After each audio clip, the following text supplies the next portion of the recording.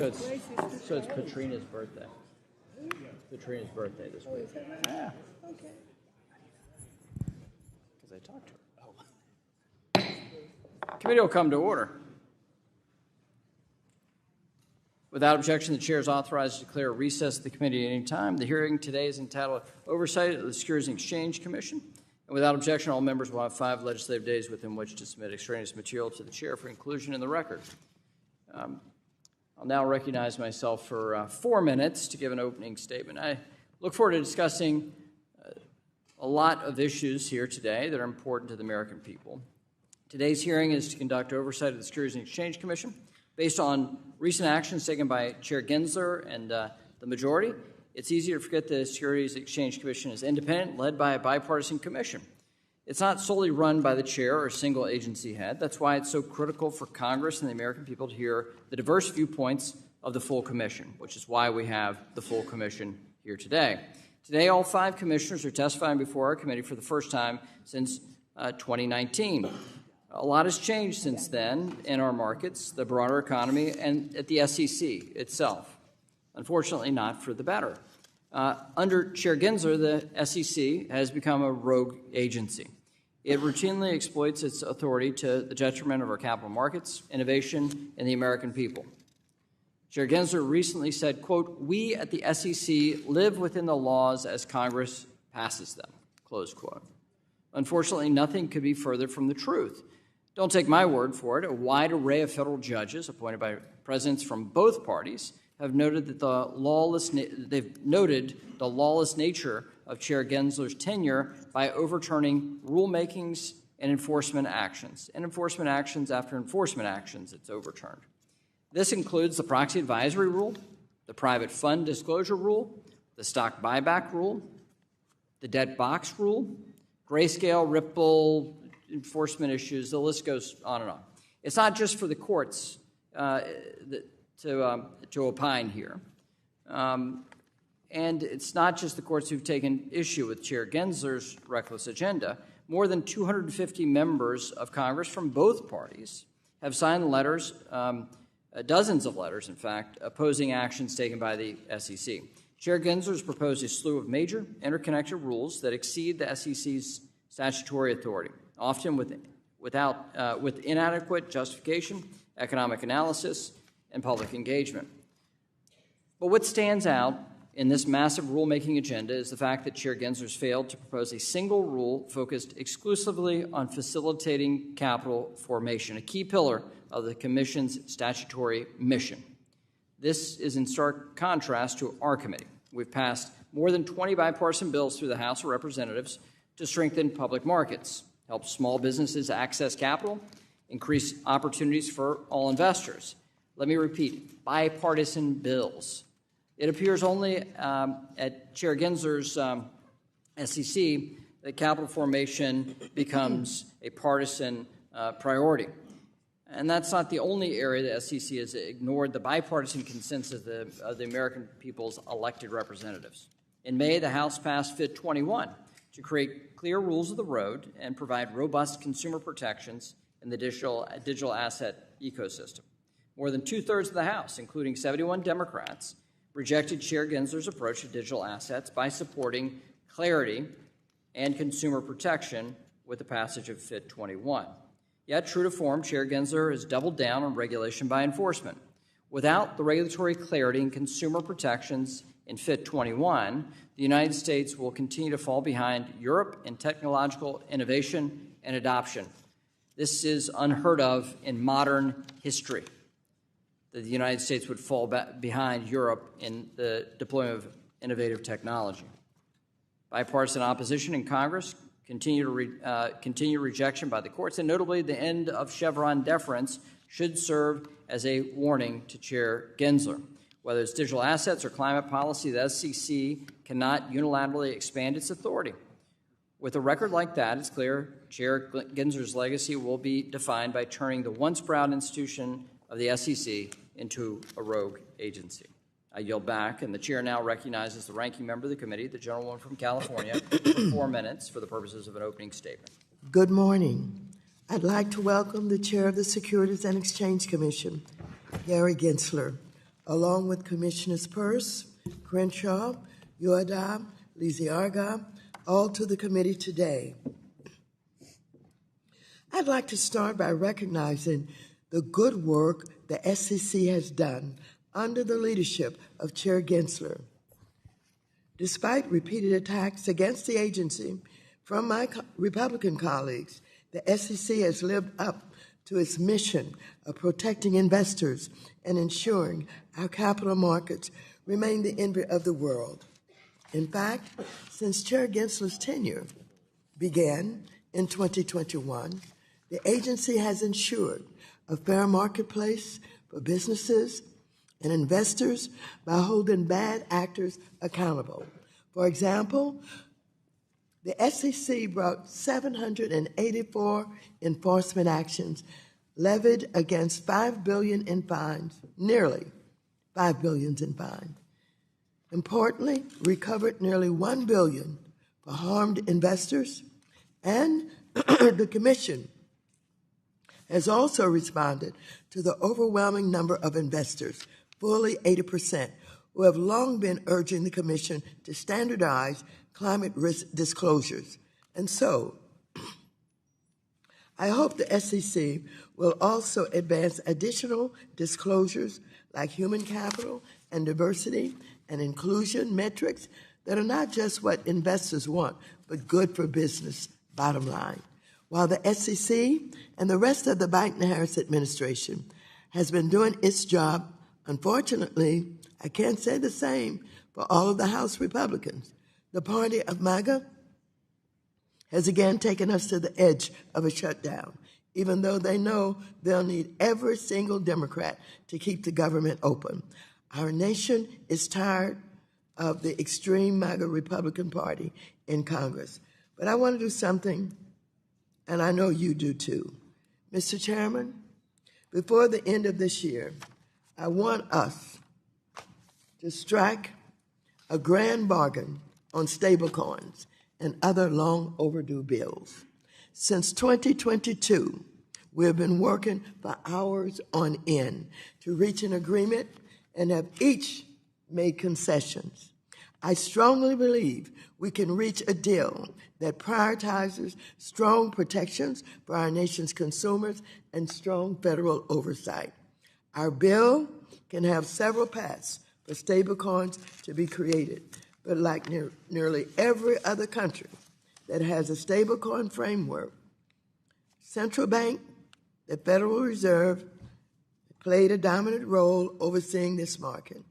And importantly, stablecoins can only be truly stable if they're backed by safe and liquid reserves, like short-term Treasury bills. But I'll be honest, with less than 3 months left in the 118th Congress, we're running out of time to pass this. I know we can get this done if we focus, so let's make it happen. In the meantime, Democrats will continue to fight for more resources for the SEC, including by keeping the SEC and the rest of the government open so that the agency can support capital formation, open opportunities for small businesses, and protect investors. So I thank you again for your testimony, and I'm pleased that the commissioners are here. I yield back the balance of my time, and I've made a public statement to you about bipartisanship. Let's see what you do with it.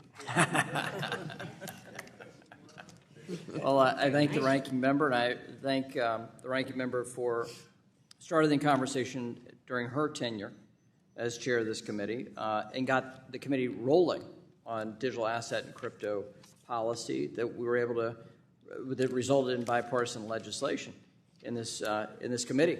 It's my hope that the ranking member will, that we could come to terms on a stablecoin legislation in this Congress, but that we can also provide a little clarity when it comes to digital assets generally. That is the bipartisan will of this committee. Now, the nature of how we do that is where things get a little tougher, and the votes are a little tougher. But I thank the ranking member for the outreach and the public statement of which she has privately told me in no uncertain terms Don't get cornered by Maxine Waters. We'll now recognize the chair of the Capital Markets Subcommittee, Ann Wagner of the state of Missouri. I thank you, Mr. Chairman. Chair Gensler, under your leadership, the SEC has effectively carved the public stakeholders out of the rulemaking process. Despite many significant and interconnected rulemakings, comment periods are averaging almost 25% shorter than under the previous chair. And to make matters even worse, on 3 separate occasions, under your leadership, 10+ proposed rules were simultaneously open for comment. The outcome of this rushed approach is resulting in poorly crafted rules overturned by the courts over and over again, unnecessary costs being imposed on retail investors, and increased bureaucratic regimes for all market participants. It is clear that when it comes to the regulating our capital markets, your agenda at the SEC is to move fast and break things. I yield back. The gentlelady yields back. We'll now recognize the ranking member of the Subcommittee on Capital Markets, Mr. Sherman, for 1 minute. Mr. Chairman, this is one of your last hearings, and I applaud you for using it to bring the whole commission to us here so that we could applaud their great work, protecting American investors and making our capital markets the envy of the world. This is a board that has listened to public comment, and particularly in withdrawing or changing the swing pricing proposed rule, the custody proposed rule, and the AI data analytics rule. On crypto, this is the premier agency to protect investors, and it has responsibility for virtually every other intangible investment asset.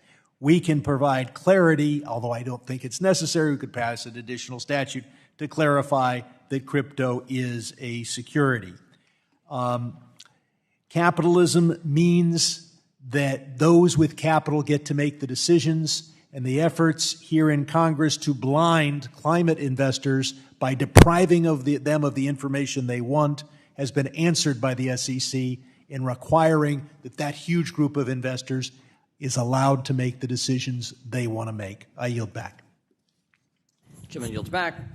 Today we welcome the testimony of the Honorable Gary Gensler, Chair of the Securities and Exchange Commission, and the SEC Commissioners, the Honorable Carolyn Crenshaw, the Honorable Jaime Lizárraga, the Honorable Hester Peirce, and the Honorable Mark Uyeda.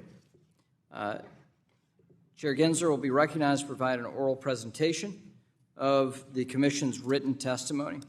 Before we hear the presentation, though, I want to offer the reminder to those watching that the statements in response to questions that you're about to hear and the Commission is about to give are their views only, which do not represent the views of the SEC or their fellow commissioners.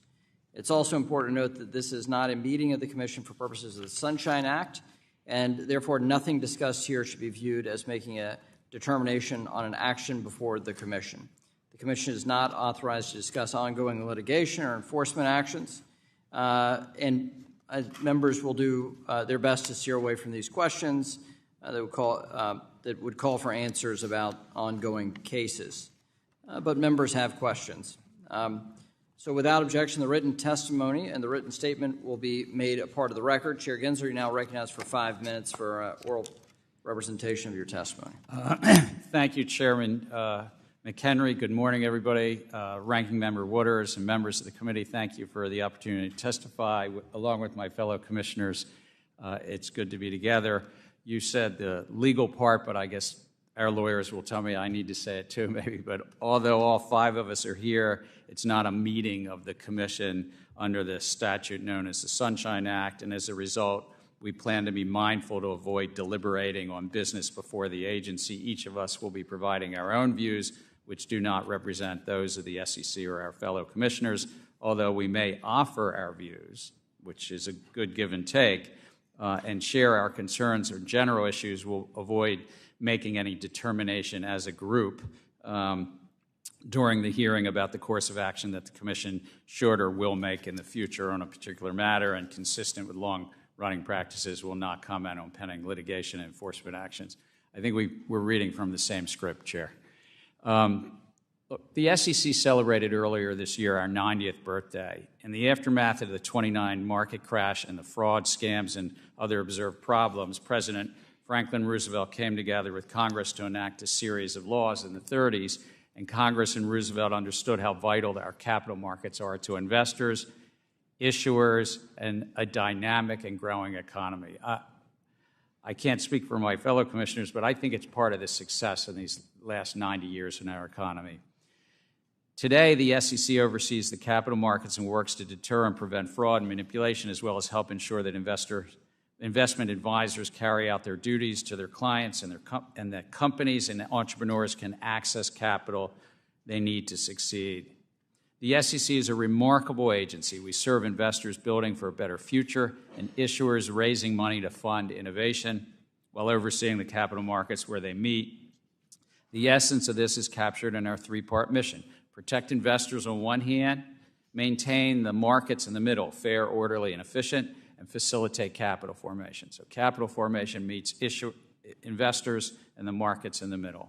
Today, we oversee over $100 trillion U.S. capital markets, and they're the deepest, most liquid in the world. To put this in context, the assets of the entire banking system are just $23.5 trillion. So our capital markets are more than almost 5 times that size. Comprising approximately 40% of the world's capital markets, the U.S. capital markets outpace our rough 24% of our economy. So we're kind of punch above our weight class. Everyday investors benefit from the U.S. capital markets. Their investment portfolios fund home purchases, college education, retirements. Approximately 58% of U.S. households own stocks directly or indirectly.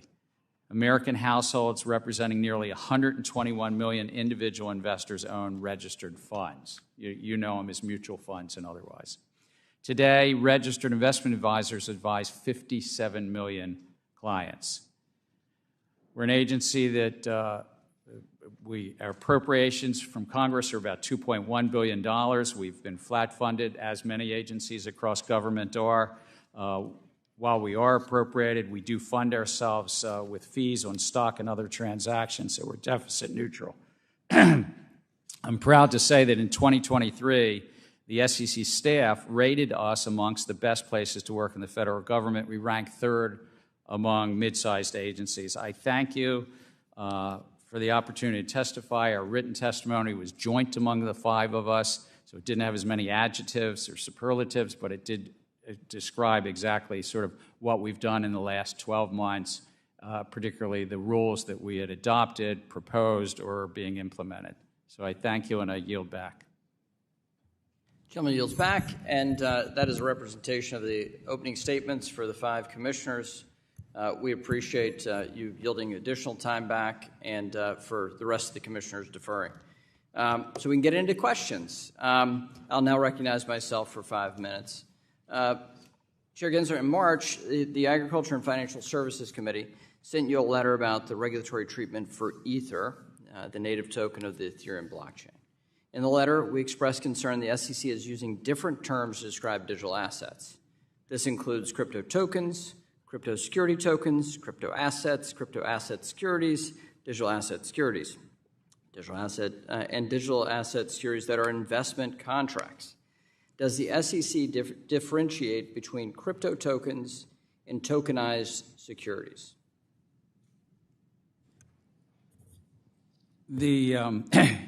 Whether any one offer or sale of an asset is a security depends on the facts and circumstances. In terms of the language or nomenclature, it's less about the terms, it's more about the economics, and it really goes down to a Supreme Court test, which is the law of the land, called the Howey test, and whether an investment contract is being offered and sold to the public, and that public is looking to others in a common enterprise, anticipating a profit.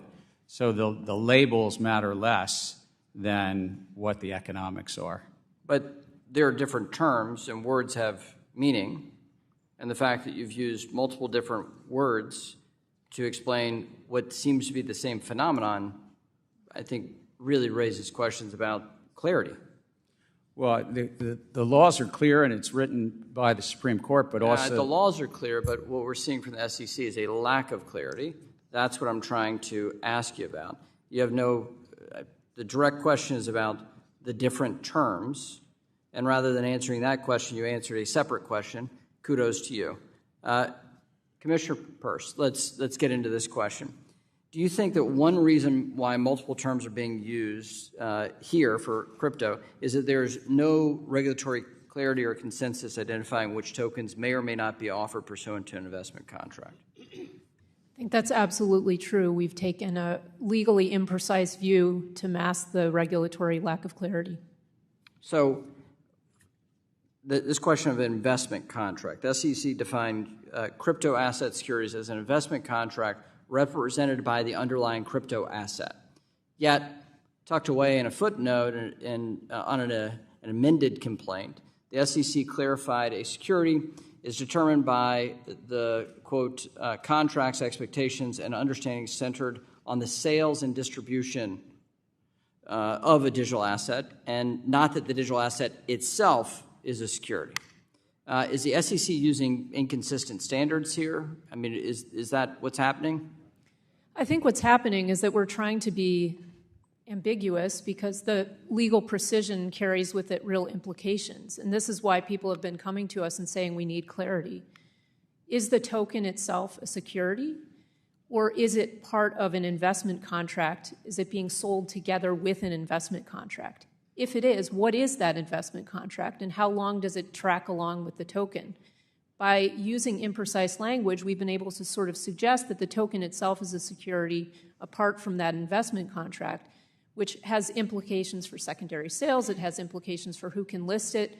And I think this is absolutely, we've fallen down on our duty as a regulator not to be precise. And so tucking into a footnote that, yes, we admit that now actually the token itself is not a security, that's something that we should have admitted long ago and then started wrestling with the difficult questions. Okay. So would a statutory definition provide that clarity for the agency? Or is this something the agency can do itself? We certainly have authority where we can provide guidance. We can use our exemptive authority. It's always helpful to have Congress weigh in, but there certainly are some guidelines we could provide in this area that we have chosen not to provide. But a statutory definition would help. Well, I always welcome the input of Congress. That's fantastic. Everybody's writing, your fellow commissioners are writing that down. We hope to hear more of that today. So let's continue with this question. You've highlighted publicly, Commissioner Peirce, concerns that the SEC is devoting a disproportionate amount of time on the digital asset ecosystem and diverting limited staff resources away from other mission-critical work. Capital formation. How much work has been put into capital formation in the last 4 years for your agency? Nothing on the positive side. I would say we've done things that are negative to capital formation. I now recognize the ranking member, Ms. Waters, for 5 minutes. Thank you very much, Mr. Chairman. Chair Gensler, last Congress, our nation's capital markets saw huge price swings in so-called meme stocks like GameStop. As chairwoman, I convened 3 hearings, including one with the CEOs from Robinhood, Citadel, and hedge funds. We also heard from you. I later released a committee report detailing how gamification, payment for order flow, and weak oversight contributed to investors being fleeced. Following our hearings, our committee advanced several pieces of legislation to fix those problems, including my bill to finalize short-selling rules and provide more clarity around hedge fund positions. You picked up where Congress left off and implemented some of these bills through rulemaking. Can you talk about the reforms you passed, as well as what additional market structure and market integrity reforms did the SEC work on? How would these reforms increase competition and reduce conflicts of interest? Thank you very much. I'd highlight 4 things that we've done. Just last week, actually, we unanimously adopted rules that had been put out to notice and comment about the market structure itself, promoting greater competition in that market, and in that case, relaxing a restriction in the market that now markets could quote in tighter increments, called half a penny rather than a full penny increment, and lowering the fees in the market. But earlier, we also proposed, adopted, and implemented shortening the settlement cycle. So now in America, if you sell your securities on a Monday, you get your cash on a Tuesday. You used to have to wait till Wednesday. And believe it or not, that matters to a lot of people, to get that cash earlier. We also, per Congress's mandate out of the Dodd-Frank Act, we adopted a rule on some disclosure around short selling, and we also adopted some rules with regard to disclosure to clients about the execution quality, the quality in the markets they get when they sell securities. So those are the 4 items that we've done, and I think it does promote greater competition to allow people to quote stocks in tighter increments. And I do think it also helps capital formation. If the markets are more efficient, it helps both sides of the market. I think that it helps capital formation and investors. I don't think there's like an either or a dichotomy. I think most of what we do has helped capital formation. Well, thank you very much. I can recall during the time that we got involved in this issue, particularly, looking at the relationship between Robinhood and Citadel, for example, and calls that we received about Robinhood cutting off investments and just closing down. Is that cured or is that common? The closing down where investors couldn't actually buy additional securities happened because of the relationship with the clearinghouses. And I think this shortening of the settlement cycle was a big plus to that and helped limit the chance that could happen again. So I do think that was a direct result of the hearings that you had. What was that, in February of 2021? Well, thank you very much. I've gotten a lot of calls wanting to know, what did we do? They didn't seem to know much about the bills that we passed. And I suppose that the general public does not know what you did, and we need to make sure that we get that information out in some shape or form so people will know that we dealt with those issues at the time that we experienced them. Thank you, and I yield back. The lady yields back. We'll now recognize the Vice Chair of the full committee, the gentleman from Arkansas, Mr. Hill, for 5 minutes. Thank you, Mr. Chairman. Chairman Gensler, Commissioners, we're glad you're with us this morning. Chairman, over 2/3 of the members of this committee have rejected the Commission's approach to regulating digital assets at the SEC. These bipartisan members collaborated and voted to pass our fit-for-purpose Fit 21 legislation with overwhelming bipartisan support in the House of Representatives, including 71 Democrats. All the commissioners, I think, need to recognize that our ongoing legislative work to establish a market structure for digital assets, while we've been doing that mightily here over the last 2 years, the Commission has time and time again chosen to bring numerous enforcement actions in an attempt to claim authority over secondary markets and front-run Congress. Further, the Commission arguments in regard to several high-profile federal court cases in regard to digital asset oversight have been rejected, and in some instances, your actions called arbitrary and capricious.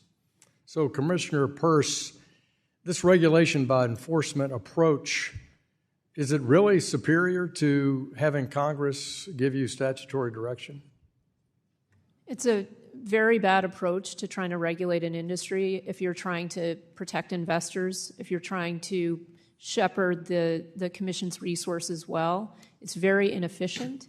And at the end of the day, it leaves everyone wondering where the lines of our authority are. That we have lots of areas where our authority is very clear, and we could spend our enforcement resources there, and we could spend our regulatory resources trying to provide clarity about what doesn't fit within our jurisdiction, and then we could leave the rest to Congress.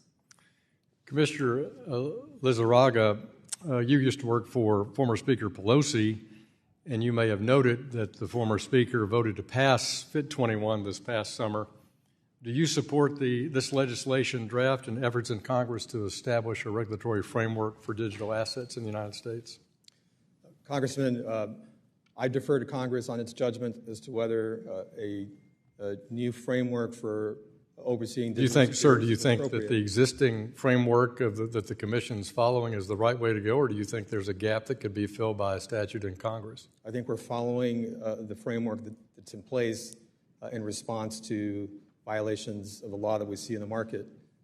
So I think it's something that we're doing in pursuit of our mission and in light of the fraud that occurs in that market. And well, we all want people to go after fraud, but this is about people who are trying to do the right thing, and they find that an impossible task with this SEC. Commissioner Uyeda, the Commission has failed to use its discretionary authority that the Chairman noted in his opening statement under Section 36 of the Exchange Act to provide some regulatory clarity in the digital asset ecosystem. What could they have done? Pick an instance where you think that a working example of where the Commission could have used exemptive relief in solving some of these challenges, either these ETP challenges, the special broker-dealer challenges, or the Howey test itself, to have just dealt with this at the Commission using exemptive relief. Well, thank you. The Commission has a wide range of existing tools that we could use to address the lack of clarity, whether it has to do with the status as a security or whether it pertains to broker-dealers or exchanges or custodians of these types of digital assets. To my knowledge, I am the only commissioner in the history of the agency who's actually stood before a panel of judges in oral argument and articulated the Howey test after having filed a written brief with that court. One of the things, so the Howey test is an investment of money in a common enterprise with the expectation of profits from the efforts of others. That's from the Supreme Court. Numerous other circuit courts have elaborated what exactly that means. The Commission, for instance, I'll give you one example, could have articulated specifically in the context of crypto and digital assets how you apply this test as to whether or not it's an investment contract and therefore a security. We've done that before. For instance, to explain what fiduciary duty means under the Federal Investment Advisors Act. We have chosen not to go down that path, and right now I've been with the Commission for 20 years, or for, 18 years. I've been a securities regulator for 20 years. We are now entering into our second decade of thinking about this issue. It first popped up on my Thank you, agenda. Commissioner. My time has expired. I yield back, Mr. Chairman. Gentleman yields back. We'll now recognize the gentlewoman from New York, Dr. Velasquez. Thank you, Mr. Chairman. Chair Gensler, as you know, Section 956 of the Dodd-Frank Act tasked you and 5 other agencies with promulgating a rule to ban executive pay that incentivizes inappropriate risk-taking at financial institutions. Even though the law gave the agencies an April 2011 deadline to promulgate a rule, we still don't have one. Since last year's banking crisis, Senator Van Hollen and I have written to you twice about this issue. 4 out of the 6 agencies have moved forward with a new proposal earlier this year, but the SEC and the Federal Reserve have not. Why did the SEC not move forward with the 4 agencies earlier this year? Thank you. I take the mandates of Congress very seriously. When I got into the job, there were still about 10 from the Dodd-Frank Act, including Section 956, not yet done. We've moved on, I think, all of the others, if I'm not mistaken. On this one, it has to be a joint rule, and once the Federal Reserve told us that, and they've told us at staff level, they've told us at the chair level, that they were not yet ready to move on it. I thought it was best just Sir, you said that you're taking this job seriously. It has been 14 years. I think. Do you think we deserve better? I think that the American public definitely deserve that we do this, and I'm supportive and have asked staff to work on it. But I understand the Federal Reserve is not willing at this time to move forward, so it was a matter of resources. On what timeline are you committed to implementing this rule? Jointly, as Congress has said, with 5 other agencies, we So let me will ask not you, slow the Federal Reserve down. We will be ready whenever they're ready. what progress, if any, has the SEC made this year to propose a rule? We've collaborated and talked to all the other 5 agencies, and we can only actually propose something if joint. And so we need the Federal Reserve. If they're ready, we'll be ready. Commissioner Lizárraga, do you think it's time for this rule to be promulgated? Yes, Congresswoman. I recently gave a speech outlining my views about the importance of advancing this important Dodd-Frank priority. It has been a long time. And why do you think the SEC and the Fed are stalling on this issue? The reality of joint rulemaking, I think, is part of it. It is complicated, and the other component to this... We all know that it's complicated, but it has been 14 years. I hear you, and the one thing I was going to add, though, is that the other agencies, unlike us, don't have to conduct economic analysis like we do, so that also adds another layer. By a show of hands, is there anyone who thinks this rule should not be implemented? Well, I will remind everyone that Dodd-Frank does not instruct the SEC or the other agencies to study the rule or inform Congress about whether they think the rule is a good idea. The law requires the covered agencies, including the SEC, to implement the rule regardless of whether or not they think it's necessary. And it's been 14 years. So I find it hard to believe that the rule is so overly complicated or needs so much analysis that it will take 14 years. As I have said before, I will continue to bring this rulemaking up at every opportunity until the rule is finalized. Chair Gensler, we continue to hear about the benefits of tokenization and have seen large asset managers like Franklin Templeton use blockchain to digitize their assets. The SEC has approved several of these products. Do you see any evidence that the savings realized by the asset issuers is being passed on to the consumer? I'm not familiar enough with any one of the projects, but regardless of where somebody stores their ledger, if they tokenize security, an equity, a bond, or an investment contract, it's important to make sure that the investors and the investing public have the disclosures they need. But just putting something on a tokenization, on a blockchain ledger, doesn't change the economics. It's whether it's a good investment, and we stay merit neutral on that. I yield back. Thank you, Mr. Chairman. The gentleman from Oklahoma, Mr. Lucas, is now recognized for 5 minutes. Thank you, Mr. Chairman, and thank you, Chairman Gensler and the commissioners for appearing today. I'd like to begin by focusing on proposed Rule 10b-1 regarding security-based swaps positions. And Chairman Gensler, we've discussed this proposal before, and I appreciate your willingness to engage on this rule and to meet with stakeholders. I know you're familiar with the bipartisan feedback concerning market liquidity. Chairman, would you first briefly touch on if the Commission is still taking the bipartisan feedback into consideration? And I'd also appreciate it if Commissioner Peirce would offer insight on that as well. But first you, Commissioner.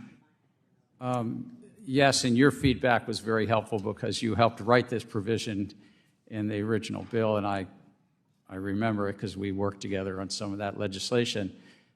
So while a comment period closed months ago, if feedback comes in, just like this discussion here, we continue to consult and consider that in this. This is about whether in securities-based swaps there's some reporting or transparency for the larger positions to the agency and secondly, whether there's any public reporting of that. And there was a lot of comments in the comment file to maybe look to just have the reporting to the agency and not have it public, but we're still considering that record. Commissioner Peirce? I mean, I think this project is pretty typical of a lot of rulemaking projects at the SEC. We go out with something really broad and very onerous and lacking the data to form the basis for it. And then we get comment back saying, hey, this is unworkable. It's going to have really adverse unintended consequences. And we pull back, and so we're thinking about it now, and I don't know where we'll come out. But I will say if we get it wrong, then we really risk roiling the markets, and so I hope we will take that consideration into account. The SEC recently made significant reforms to Treasury clearing, which plays a vital role for financial markets in the U.S. economy. Market participants have expressed the need to extend those timelines for implementation to be successful. Chairman Gensler, has there been consideration given to adjusting this timeline? We worked very closely with the U.S. Department of Treasury and the Federal Reserve on what was, when we adopted this, about a 2.5-year timeline. This is a vital market to the U.S. taxpayers, a $28 trillion Treasury market, and it's really to bring greater efficiency, meaning lowering the cost, and lowering the risk, resiliency through central clearing. The first timeline is on track right now in March of next year for what's called customer clearing. The ultimate timelines go all the way through June of 2026. Commissioner Peirce, could you offer your perspective on Treasury clearing timeline? So I didn't support the rule because I thought we could have taken a more measured approach, but now that the rule's in place, I'm committed to as sound implementation as possible, and I think we should be open to the idea of extending the timelines, and also we should be working closely with industry and other regulators to make sure we're getting this right. I've called for setting up a task force to really throw ourselves into the implementation process, and then that will put us in a place to know whether we need to extend timelines. As many of my colleagues have discussed during the past several years, the volume and scope of the SEC rulemakings have been of concern. The two examples, the custody rule and the predictive data analytics rule, both presented major challenges to the market and both seem to require major revisions to address the unintended consequences. Commissioner Uyeda, could you discuss how the Commission could better catch these unintended consequences before reaching the proposal stage? One common tool, which we have not used in recent times, is to hold roundtables and other fact-finding type activities that would lay a better predicate before we issue an actual proposal. That is one of the challenges, I think, and concerns I've had about our current proposals, is they are so broad and so wide. We have the proposal itself, but many times we'll have dozens, if not scores, of permutations and combinations on that. When you have multiple rulemakings all at the same time on different subjects that affect the same entities, it's really hard for them to give us thoughtful feedback on that. So this is one where it's a bit like, I think the saying in construction, measure twice, cut once. We should think about doing the same thing with proposals. Thank you, Commissioner Uyeda. Yield back, Mr. Chairman. Gentleman yields back. We'll now recognize the gentleman from Missouri, Mr. Cleaver, for 5 minutes. Thank you, Mr. Chairman. Mr. Chairman, well, all of the guests here today, some of you may have been told when you were kids that paranoia is bad, and that we need to avoid that. It's just stuff going on in our heads, but I learned when I was a kid that bad stuff does happen that you thought about, and so therefore I reject any attempt to convince me that I should not be paranoid about AI. It is a major concern, and I don't know if any of you saw that movie called iRobot. It ought to be required reading for everybody with the SEC and our financial agencies. If you look at the movie again, you probably missed it the first time, but if you look at it now, you're going to find out that all those robots were white. And I was thinking Will Smith should have gotten a couple of black and brown robots, but, you know, that's just my paranoia. I know that you have been somewhat concerned, Mr. Chairman, and I agree. I think I agree with what you were trying to say in an article, that if we are not intentional with rulemaking, we could set ourselves up where powerful AI systems could dominate human decision-making. What should we be doing as it relates to AI? I think it's one of the most transformative technologies of our times, but I share your view that it presents challenges. I think of another great movie. It was a romantic comedy, not I, Robot, but Her. And you might remember Scarlett Johansson is the voice of the virtual assistant girlfriend to Joaquin Phoenix. And these robots are trying to tell us something. Yeah. Well, at some point in time, she went offline, but it was 8,316 love interests that she had that all had broken hearts.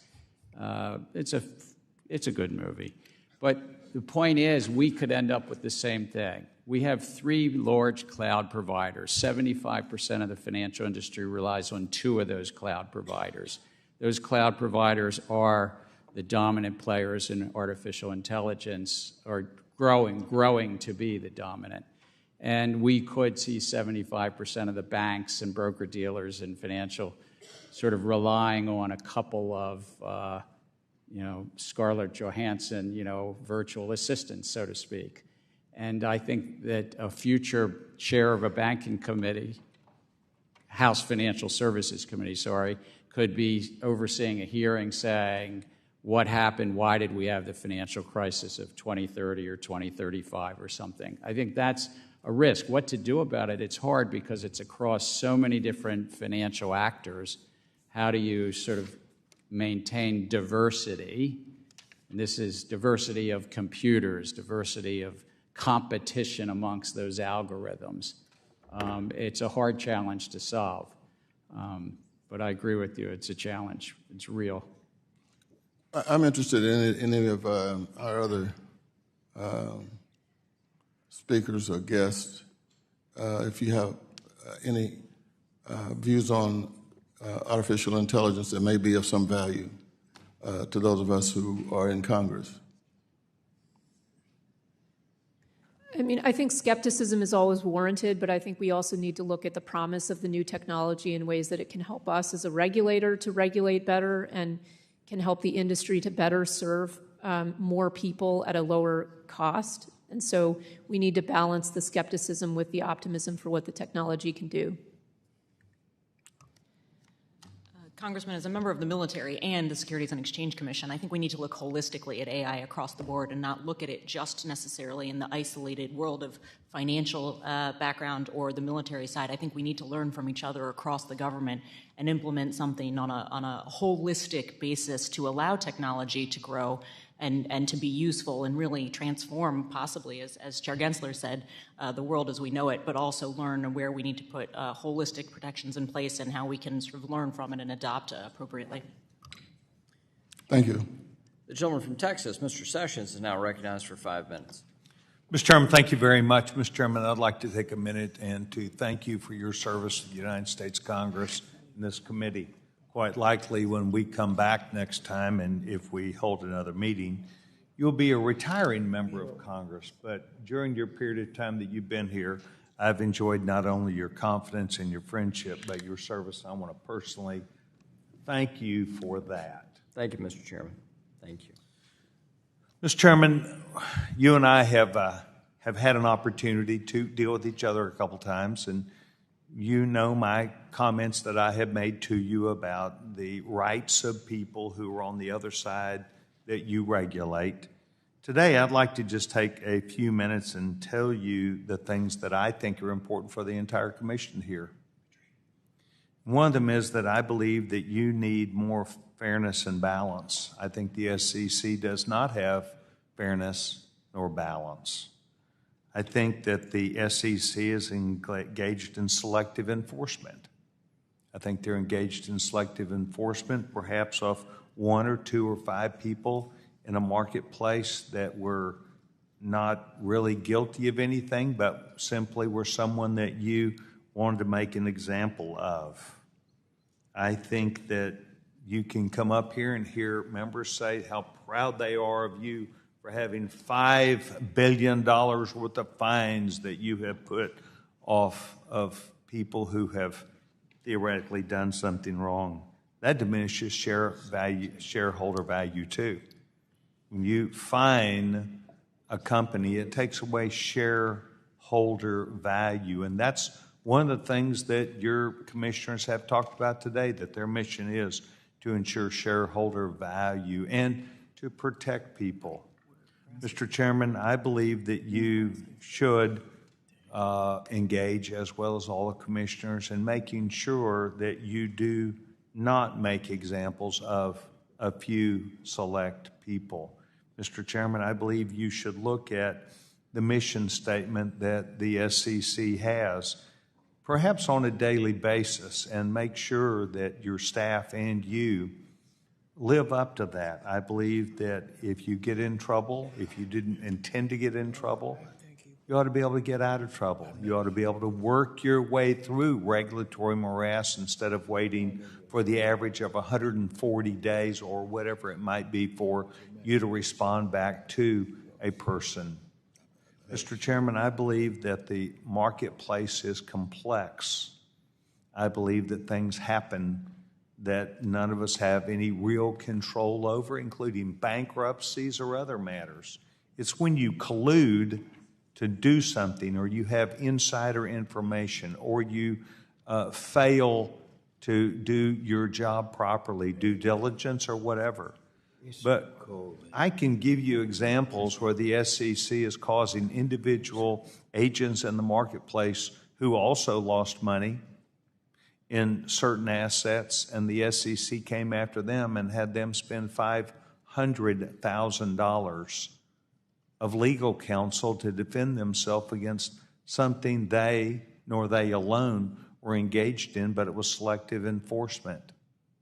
And I have seen this across this Biden administration at the Department of Justice, at the SEC, and other places. And I believe that there is some demand put on you, or something that you're doing to cause actions that are neither fair nor balanced. I've got a minute left. Sir, would you like to engage that issue and defend that? I'm very proud of the agency and the hardworking folks of the agency, the 1,300 folks in enforcement, but all the other lawyers and accountants and economists and my fellow commissioners that support that effort. They follow the facts and the law where they take them. We do bring, as noted, 700 or so enforcement actions a year, many of them settled actions. We look to people who cooperate with the agency and really recognize that cooperation with the agency to try to, as you say, get things right. I, by the way, would concur with you. Markets are complex and life is complex, and people do often make genuine, just human mistakes. But our enforcement division, I couldn't be prouder of them. I will look forward to testing that theory, and I want to thank each of you for your service, not just to the SEC, but the American people, and I will challenge you properly and professionally on this issue. Mr. Chairman, I yield back my time.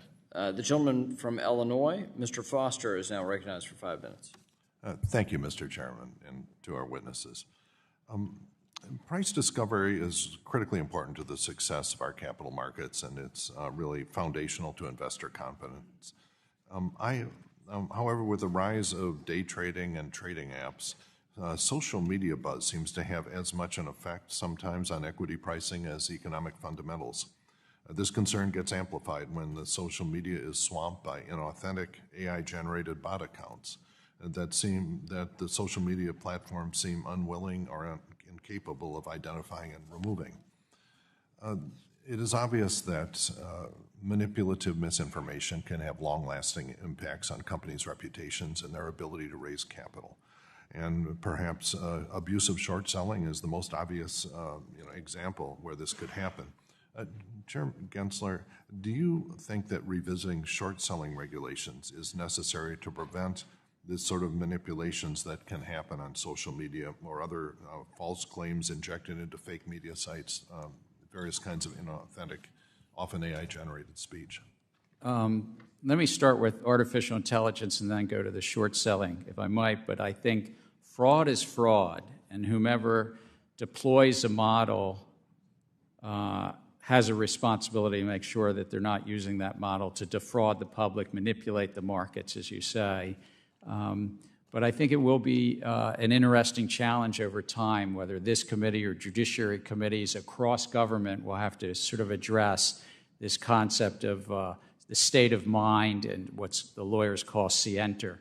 Is the model thinking the human that deploys them, I believe, has certain responsibilities, but that may play out in Congress as well. I think in terms of short selling, it is an important part of the markets. This is a very important part of price discovery that we, in our capital markets, somebody can express a view that a stock will go up, and somebody can express a view that it's going to go down. What's critical is that people are not trying to make false claims, lie to the public, manipulate markets. Yeah, and so the issue is the anonymous AI-generated trash that's appearing on social media and our inability apparently to stop it. And that's very different than an opinion letter in the Wall Street Journal where everyone knows who's involved. It's a very different. And I can only speak for myself, but I contend that that individual who deploys the model has certain obligations to ensure that that model is not making false claims, misleading. If we can figure out who they are. Well, separately, I've heard concerns from industry participants about influencers, bloggers, celebrities, and others that use their celebrity status to promote investments without disclosing that they are, in fact, being paid to do so. And what's worse is when the person that's paying the promoter may have a position in the company that they intend to liquidate alongside the promotion, which is really a classic pump and dump scheme. There's been some high-profile examples recently in the crypto space, but I understand there may be issues in just the over-the-counter markets as well, where smaller companies raise capital. Can you say something about that? Congress actually spoke of this in our original statute and thought that when you were advertising or promoting a stock or security, that you had additional obligations. So put in place rules, a law against if you're touting, you have to say who paid you and did you get paid.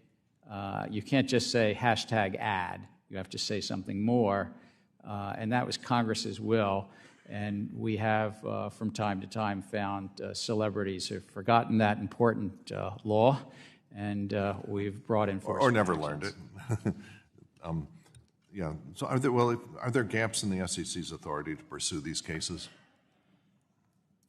I would say I think the laws are strong. I mean, it's always gaps in resources, and we get, on average, a year, 40 to 50,000 tips, complaints, and referrals. That's, 4,000 a month or so. And we have to prioritize those tips and complaints and referrals. Okay, and let's see, I've got about half a minute here. I didn't support the FIP 21 Act. And one of the things that confused me about it is that it defines a 20% threshold for ownership to be enough decentralized to become a tradable equity.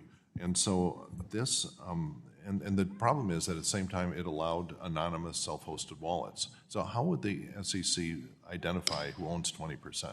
Gentleman's time's expired. We'll ask the chair to respond for the record.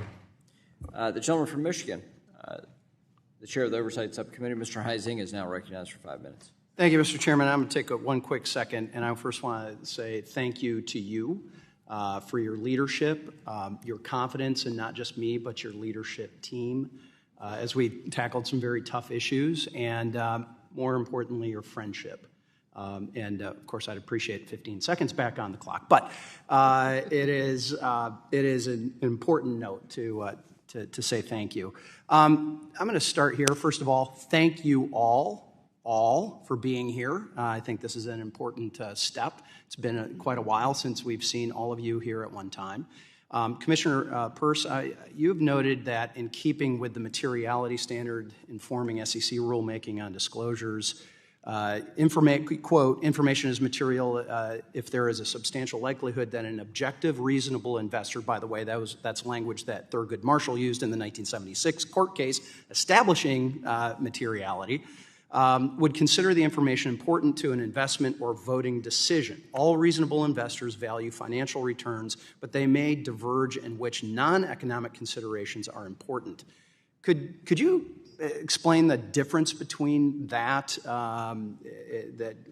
why the Commission has diverged from this traditional, well-established materiality standard, and we've started hearing, quote, decision useful language?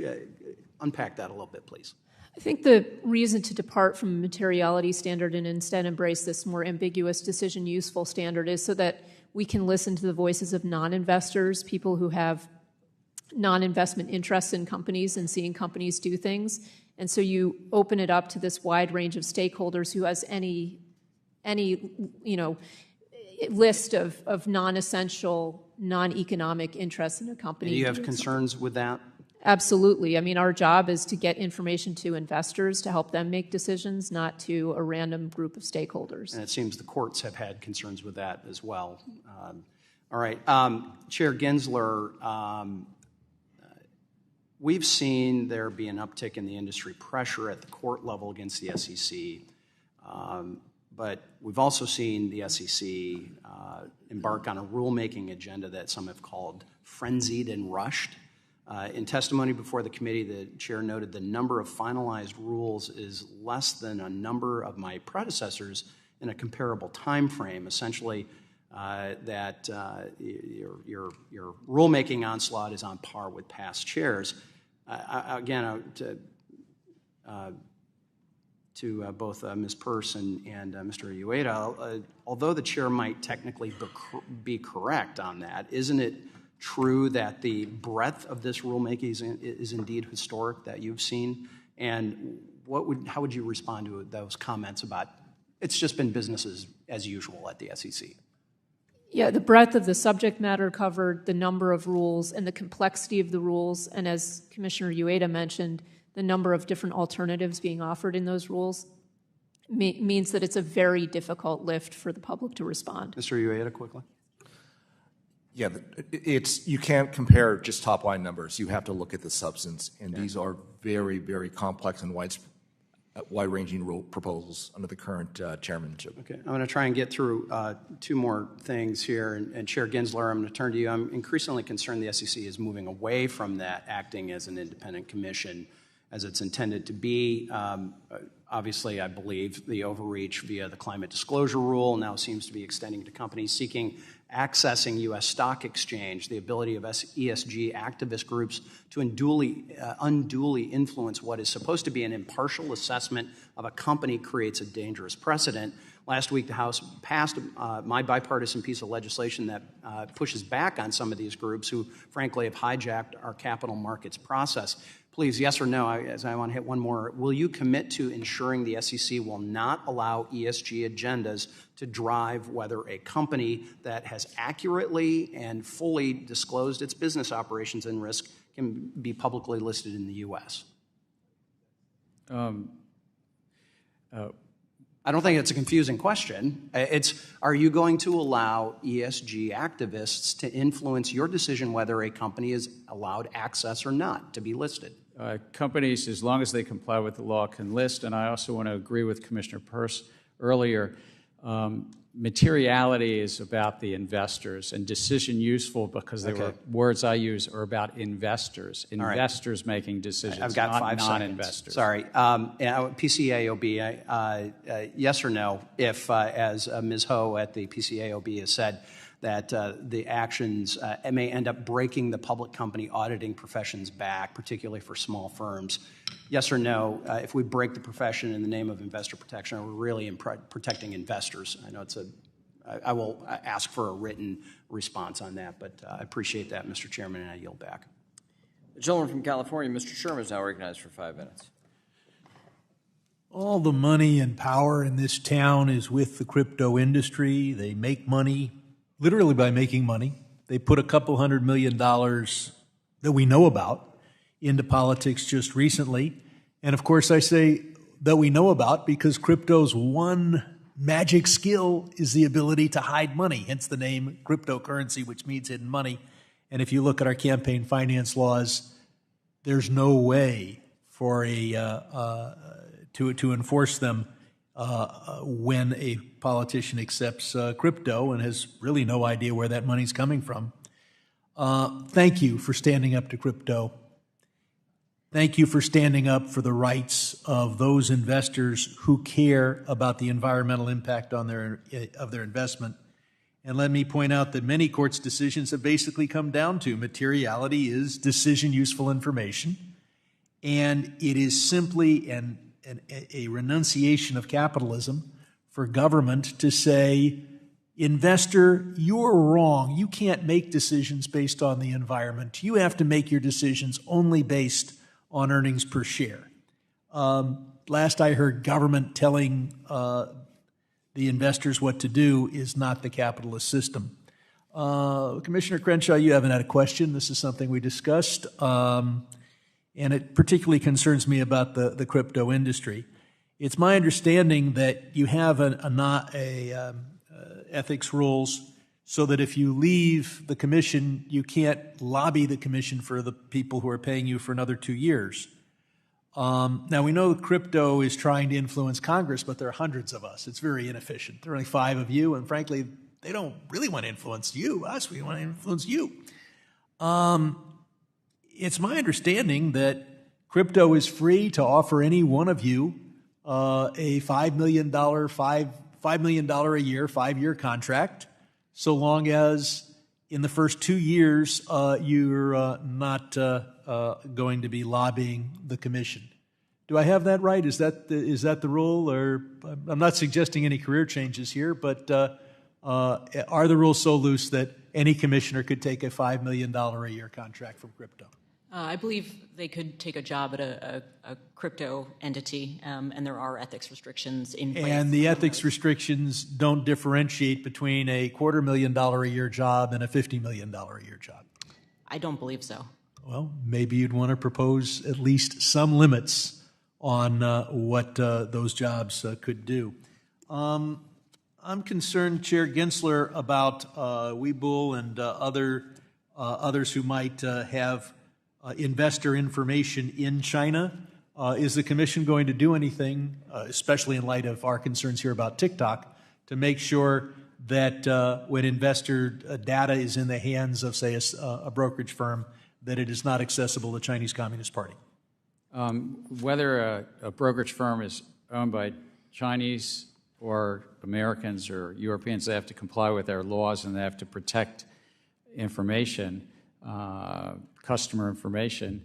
But does that, as a practical matter, are they free to comply with those laws by storing the information in China? There might be cheap data storage available in Shanghai. No, I believe so. As long as they comply with our laws, they can store it in any geography. Well, I would hope the Commission would look at a requirement that understands that in reality, if it's stored in Shanghai, it's not protected from the Chinese Communist Party. You should require that the data not be stored in China. And I want to commend you for withdrawing, and I know you're going to be republishing rules on swing pricing, liquidity rule, safeguarding the safeguarding rule.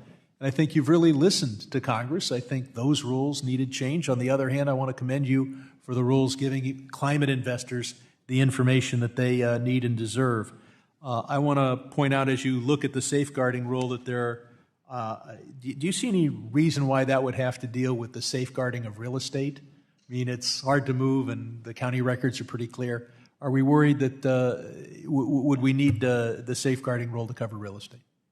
Again, we put something out for comment. We got a lot of feedback, including around real estate, and I've asked staff to take all those comments in and make a recommendation to the five of us on how to move forward on, in essence, reproposing, taking into consideration the scope of the assets, for instance, this real estate, but also the requirements. There were many comments about the requirements and whether to do that which Congress had originally laid out in Dodd-Frank on this. The gentlewoman from Missouri, the chair of the Capital Markets Subcommittee, Ms. Wagner, is now recognized. Yes, thank you, Mr. Chairman. Commissioner Peirce, the SEC continues to extract huge settlements for enforcement cases relating to, I'm going to call, off-channel communications. Firms have paid a combined total of over $3 billion in fines as part of the overall sweep. Has any fraud or customer harm been found, and what is the SEC basing these fines on? It certainly has become a cash cow for the SEC, and so the typical case is not based on fraud or any evidence of a problem other than a record-keeping problem. Now, that's a serious problem, but I think we need to address it not through enforcement first, but through regulatory work that involves working with people on the outside the industry and so forth to try to figure out how to make these rules workable and also effective for our regulators. No fraud, no customer harm. Why didn't the SEC issue a risk alert during COVID, for instance, when it knew that the whole world was becoming more reliant on using phones for communication during this time of abrupt, forced remote work? Why did the SEC wait and play gotcha after the fact with enforcement actions? Yeah, I mean, I think you point out that a lot of this probably did stem from the fact that COVID changed the world and the way we do things. And that's why we should have taken a regulatory approach first. And then for people who were outliers and bad actors and were defying the rules, we could have brought enforcement action. Over $3 billion. It's quite the cash cow. I'd like to enter, Mr. Chairman, into the record the dissent that Commissioners Peirce and Uyeda released today regarding this. Commissioner Uyeda, retail investors are statutorily allowed to invest in private investments, including private funds via closed-end funds, which are subject to important protections under the Investment Company Act. However, SEC staff, through informal guidance, whatever that is, and not rulemaking, has prohibited a closed-end fund from investing more than 15% of its net assets in privately offered funds, unless the closed-end fund's shares are available only to accredited investors. Private funds have grown enormously in number and variety, sir, in the past 2 decades, but ordinary investors are unable to invest in them. That's why I sponsored bipartisan legislation, along with Representative Meeks, the Increasing Investor Opportunities Act, to overturn the informal SEC staff position and allow closed-end funds to more fully invest in private funds. Earlier this year, this important legislation passed the House with significant bipartisan support. Why has the SEC permitted its staff to deny everyday, ordinary retail investors the same opportunities for investment returns from alternative asset classes enjoyed by affluent investors? I find the position taken by the staff to be frustrating. Those staff positions are under the control, though, of not the commission, but whoever serves as chairman. One thing we've learned is that diversification matters, particularly for retirement investors. Yes. For 2.5 years, I was a state securities regulator. Therefore, I'm a member of CalPERS. My portfolio at CalPERS looks very different with its allocation to private equity, venture capital, and private credit than I can ever obtain as an ordinary worker trying to seek to save money through an IRA or a 401k plan. So you're obviously concerned about the SEC staff position? I'm sorry. You're concerned about this SEC Yes, staff position. And should retail investors have access to these investments through regulated products such as closed-end funds? I think we need to provide those opportunities to retail investors, yes. Yes, not just the rich and affluent. There's bipartisan approach to the SEC swing pricing proposal. We've heard a little bit about it. Industry commenters have claimed that the proposal is both unworkable and harmful for retail investors. And even the Consumer Federation of America opposes the proposal.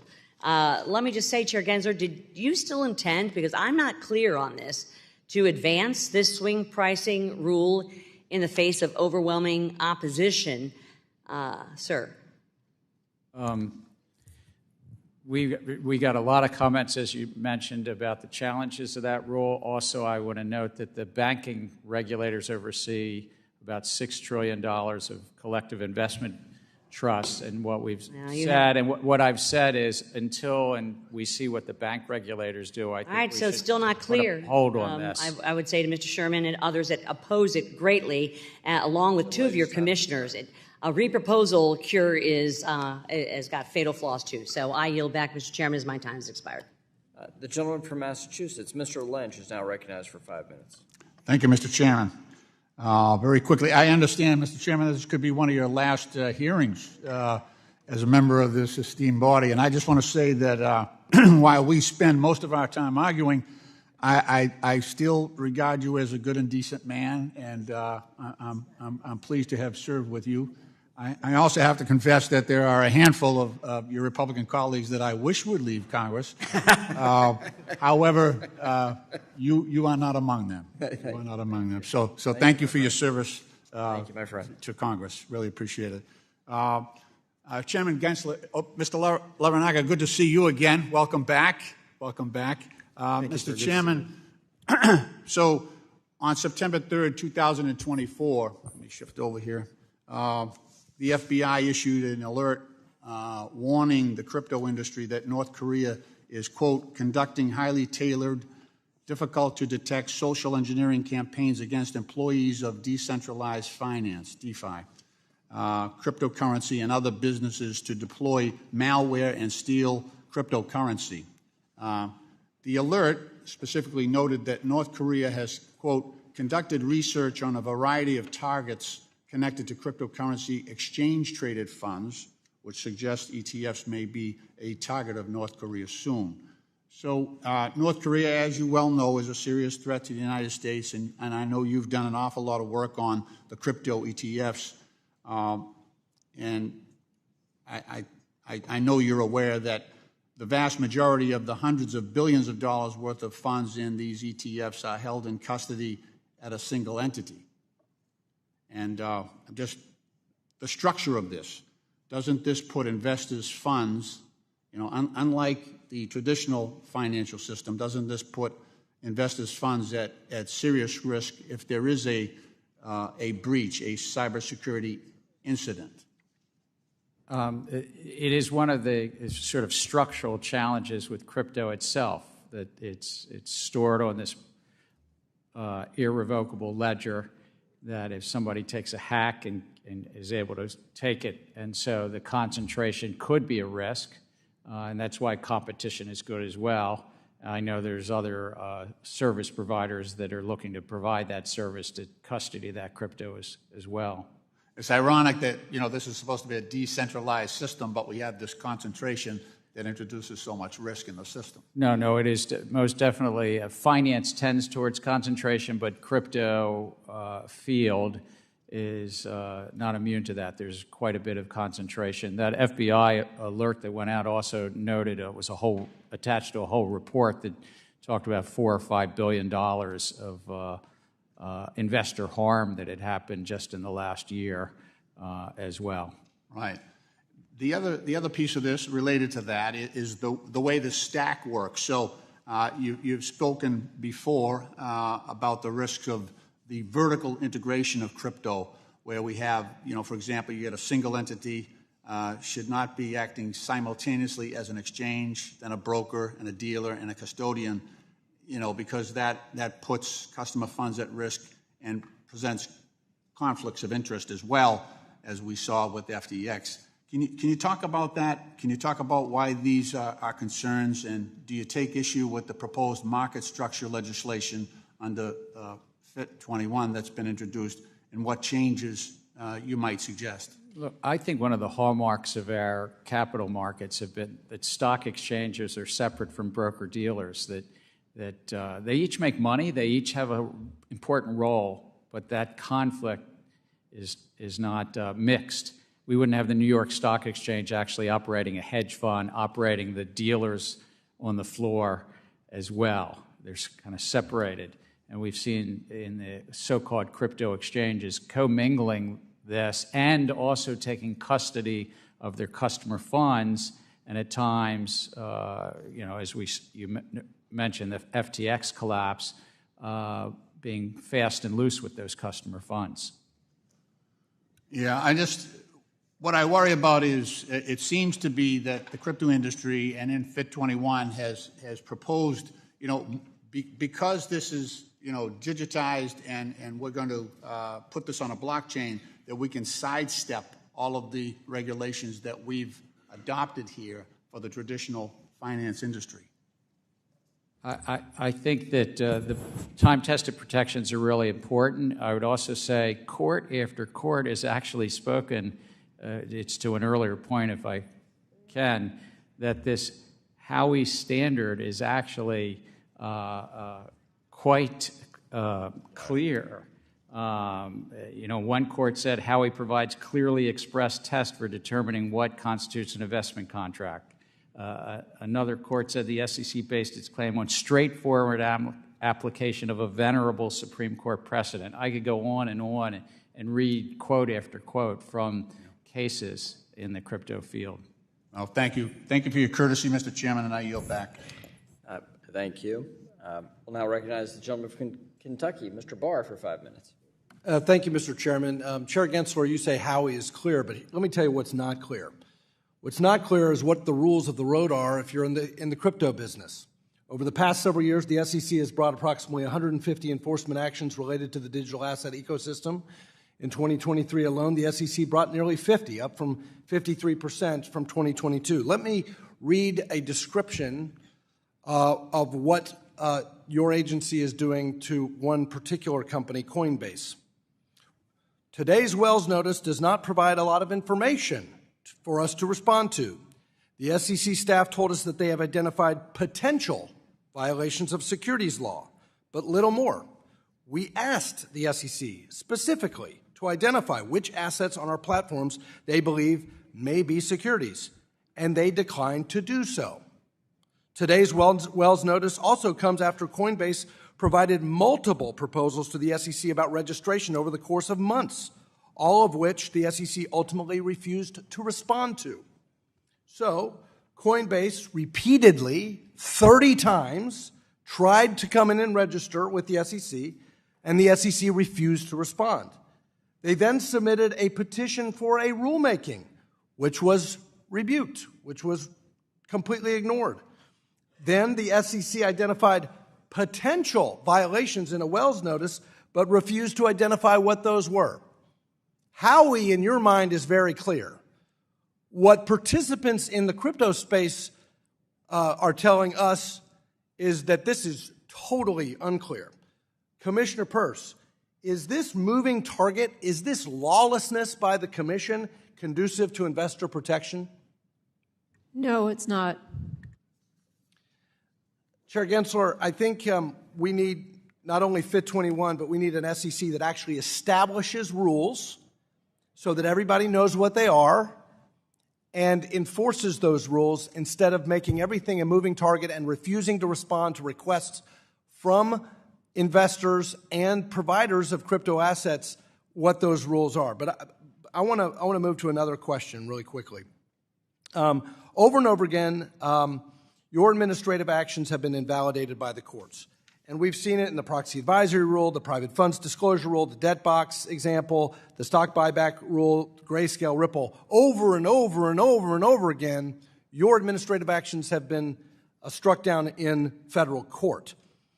Commissioner Peirce, what does this say about the legitimacy and reputation of the SEC when the agency is constantly losing in federal court? Well, it certainly says we need to be a little more careful when we go out with proposals and when we take actions to make sure that we're acting within the constraints that Congress gave us. And these are things that, in many of these instances, private fund rule, advisor rule, for example, we knew ahead of time that there were legal questions about whether we had the authority to do what we did, but we moved forward, and this is not good for our institutional integrity. Well, it's in administrative law files, violation of the APA, arbitrary and capricious actions, but let's go to the basics. The basics is statutory authority. And now we have West Virginia versus EPA and Loper Bright overturning Chevron. In light of those decisions, Commissioner, can you identify any specific statutory authority, Commissioner Peirce, can you identify any specific statutory authority where Congress has granted the SEC authority to promulgate regulations that compel companies to disclose general and immaterial information about environmental or social issues?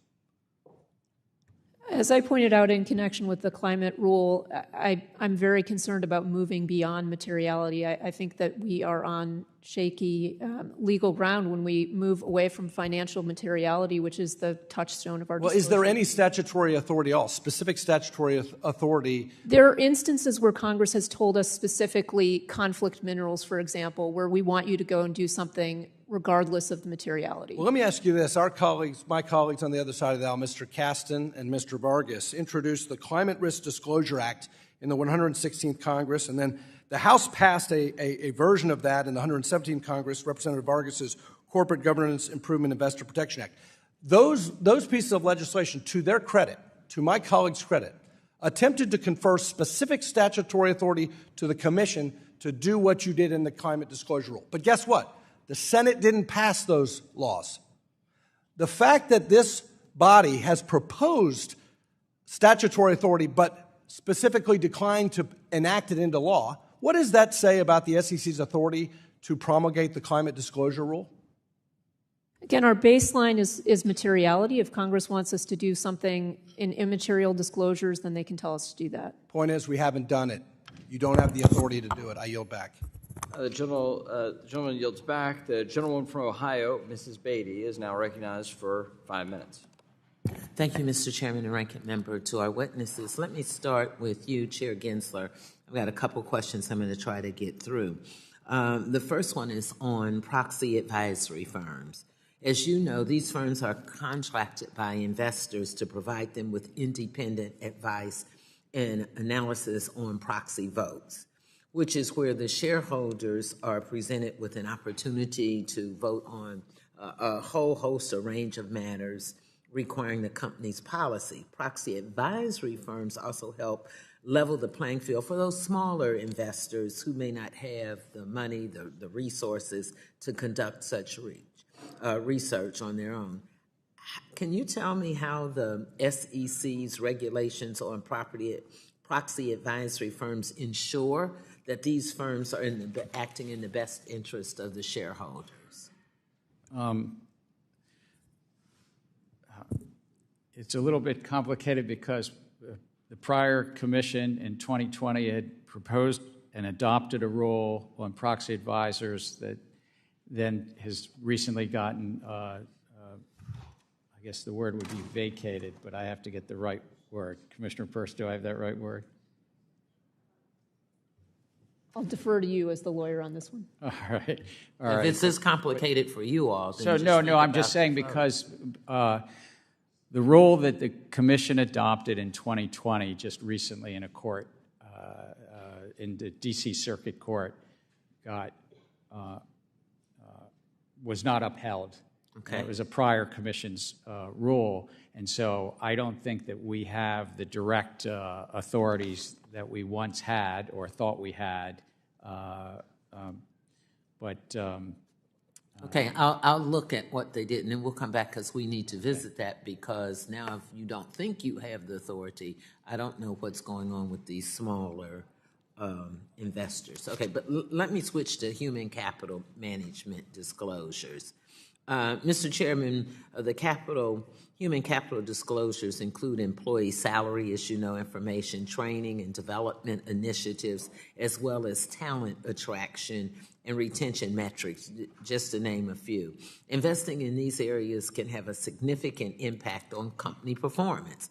Additionally, by investing in training and skills, team skills, company objectives have met 90% more often their goals.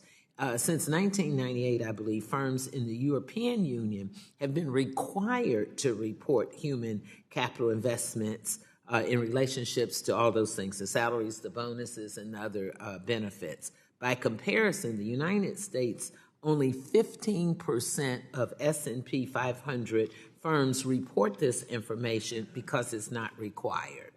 Do companies that disclose this information see any tangible benefit in terms of their shareholders' values and returns, in your opinion? I think that it's important information, but it ultimately is not what I think. It's whether investors find it material.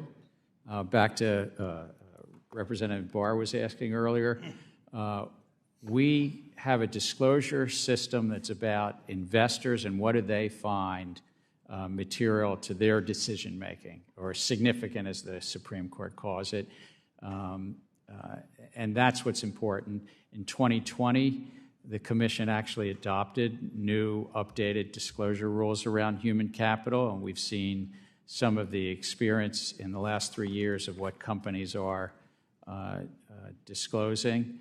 We have heard from investors that many investors that want more specific information than companies are currently disclosing. So that sounds to me like, in my opinion, that it was of some benefit. Let me go to another disclosure in my last seconds on diversity and inclusion. We heard our ranking member open with the value and importance of that. Across a range of studies, research shows that diverse boards lead to improved financial results. For example, companies with the highest level percentage of women board directors outperform those with the least by 53% when it comes to return on equity. Could you talk more about the importance of D&I disclosures, including the benefits of such disclosures can have on companies' overall performance? And what are you all doing to increase the disclosures with D&I?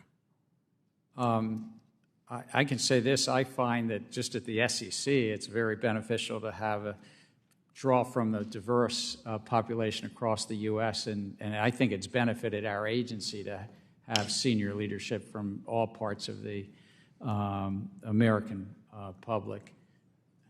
In terms of... Gentlelady's time has expired. Thank you. If you want to send something to us in writing about that, I'd appreciate it. The gentleman from Texas, Mr. Williams, is recognized for 5 minutes. Thank you, Mr. Chairman. I want to say thanks to all of you again for coming today. It's important to have you here like this in this forum. Chairman Gensler, the SEC has been issuing rules and regulations at an alarming rate, and the scope of the SEC's regulatory flexibility agenda has been extensive. This has raised concerns across the financial service industry, particularly due to overlapping implementation dates, rule requirements, and compliance periods, which has created uncertainty about how these regulations will intersect and impact one another.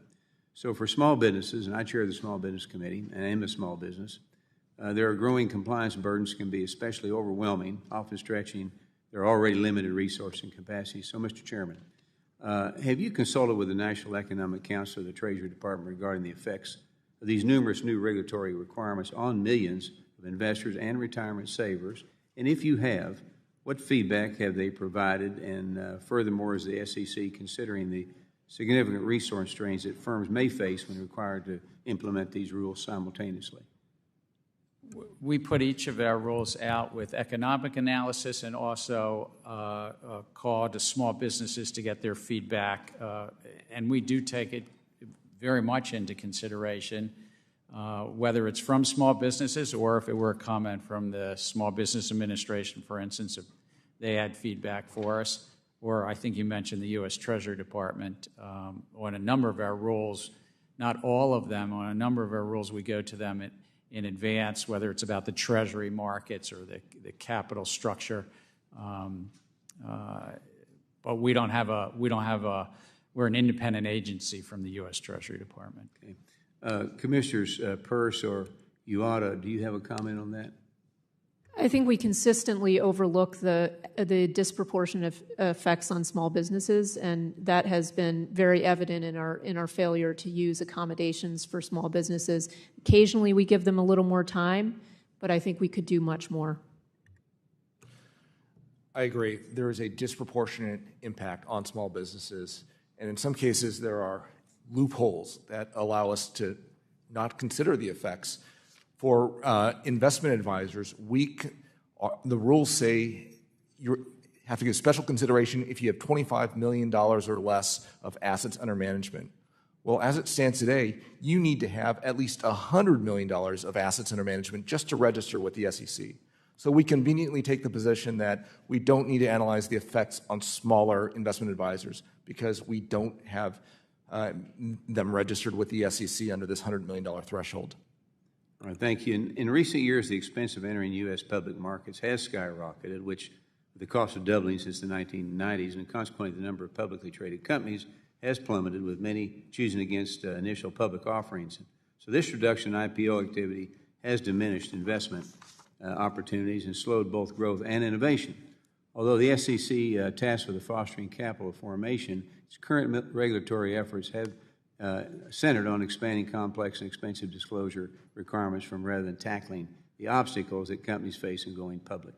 So with over 68 regulatory actions on the agenda, not one directly addresses capital formation, which is key to market accessibility, and instead the emphasis on more stringent regulations has made U.S. markets less appealing, so further discouraging companies from coming here, particularly small businesses, and from entering the public sector. So Commissioner Peirce, how has the SEC's focus on increasing regulatory and disclosure obligations rather than facilitating capital formation contributed to the decline of the IPO activity and the reduction in the number of U.S. publicly traded companies? You're raising such an important issue because if companies don't go public early in their lives, retail investors have a very difficult time getting access to them. There are many reasons, but regulatory burdens are one, and all we're doing is adding to that list of requirements for public companies. We're not thinking about right-sizing it, and so it is a real problem, and that's why one of the reasons we're not seeing companies go public. In limited time, another failure of the SEC's under Chairman Gensler has been the inadequate consideration of opposing viewpoints in the agency's regulatory agenda.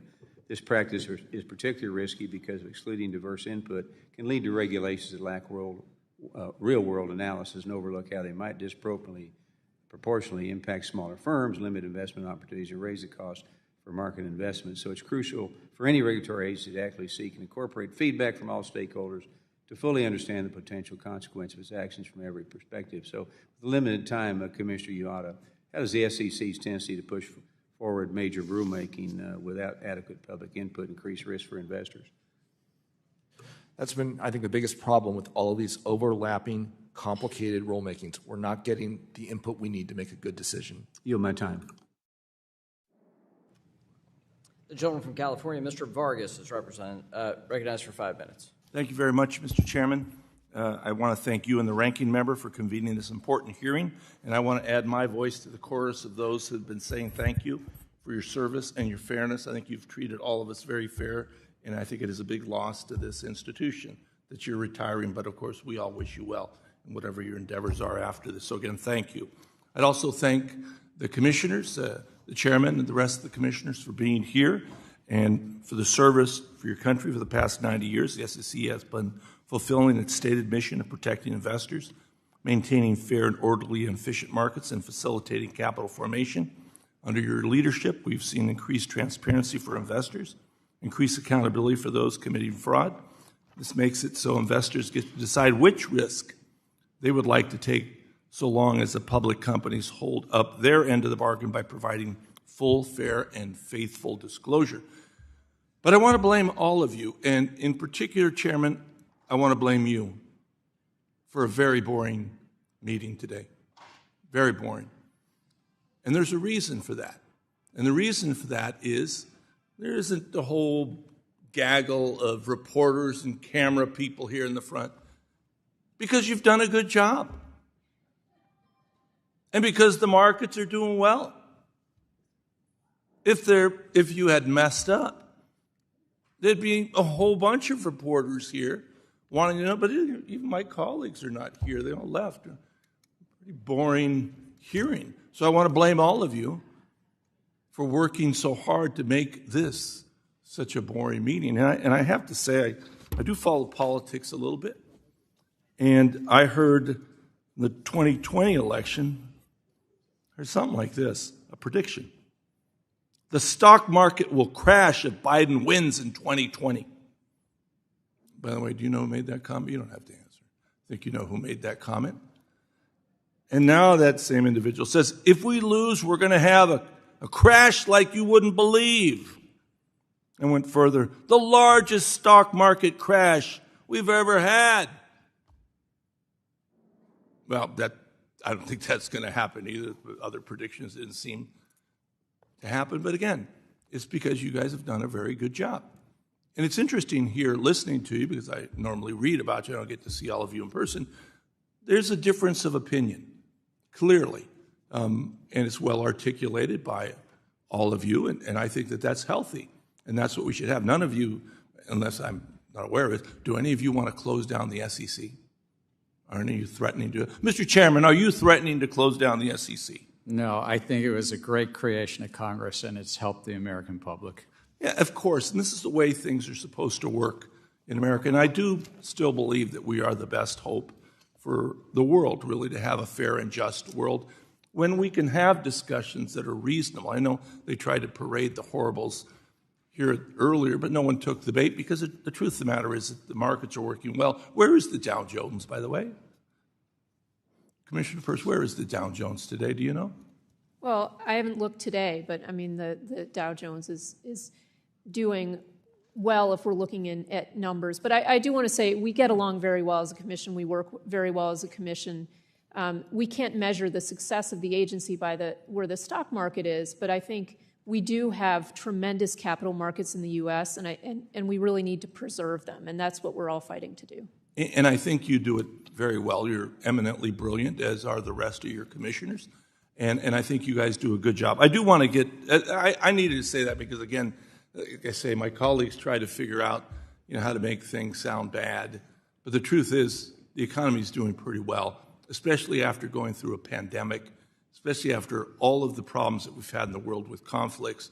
The United States has been doing very well. I do want to talk, though, about environment, because I do think that the rule that you've adopted is a very good one, but you didn't go far enough. And we have difference of opinions. Did you have the authority to do that, Mr. Chairman, to promulgate and ultimately adopt the rule that you had? I very much do think so. I think it was grounded in materiality, very much grounded in materiality to investors, not to others, solely to investors. And I want to augment something a fellow commissioner said. I think we all five do get on pretty well. We have policy differences, but that's by design. Congress wanted this to be a robust policy debate. And I've chaired a multi-member commission twice now, and I really do believe in the give and take that we have. And my time is about up. So again, I'd just like to thank all of you for your service. Thank you. Thank you, Mr. Chairman. I yield back.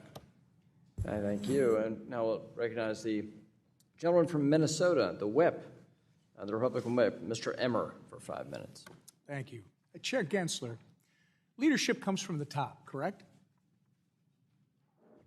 Leadership comes from a lot of things, but the top matters a lot. It's yes. The answer is yes, sir. But under your leadership at the SEC, it appears that you expect political allegiance, not just from the political appointees, but also from the civil servants you hired. Isn't that correct? That is not correct, sir. Well, sir, that's yet another deliberate distortion of the truth. The House has obtained emails between you and your now Director of Training and Markets. He interviewed with you and then sent you a follow-up email reassuring you, sir, that he aligned with your political views. So, that to me seems like you expect political allegiance from the people that you hire as civil servants at the SEC. The way you hire and the culture you require encourages your staff to have loyalty to you, above the law and above the mission of the SEC. Which brings us to the debt box case in Utah, where your attorneys, who no doubt heard your anti-crypto rhetoric, which is not based in law, went out and deliberately lied to a court in order to effectuate the commands from their chair to prosecute crypto companies. Chair Gensler, do you know of any other time in history where the SEC has been sanctioned by a court for material misrepresentation? First, if I might say, when we hire folks, we hire them reclaiming my time, sir. The answer to that question is no, it has never happened. But let me ask you another one. Does the fact that we're talking about this today even slightly embarrass you? Look, the matters in that case were not well handled, Reclaiming and my we've said time that again. to the court. Reclaiming my time again. The debt box case should absolutely be embarrassing to you, sir. And just to be clear, the SEC had to pay with taxpayer dollars nearly $2 million in legal fees for this material misrepresentation, for this lie. You are aware of that, I'm sure. Is the debt box case the reason that why the SEC's head of crypto asset and cyber unit resigned in June, sir? No, they went to take another job. Okay, so no one in a senior level position here in Washington, D.C. has been held responsible for this complete abuse of taxpayer dollars. The SEC broke the law, your attorneys lied to the court, and no one in your leadership here in D.C. has been held accountable. That tracks. Seems like business as usual here in Washington. Okay, switching gears very quickly. It's been recently reported that Vice President Harris has finally said she'd craft clear rules of the road for the digital asset space if she becomes president. Is this your approach too, sir, or do you think she's rebuking you because she doesn't think you've done a good enough job establishing these clear rules over the last 3 years of her administration? I think that there's laws in place. If Congress wishes to change them, they'll change them. But we are enforcing the laws, and there are many people in this field so you don't that are think not she's following rebuking the laws. Reclaiming my time. Well, it's very interesting that you view your performance that way, because we have a litany of court cases, extraordinary confusion in the marketplace, and millions of Americans pining for clarity from you.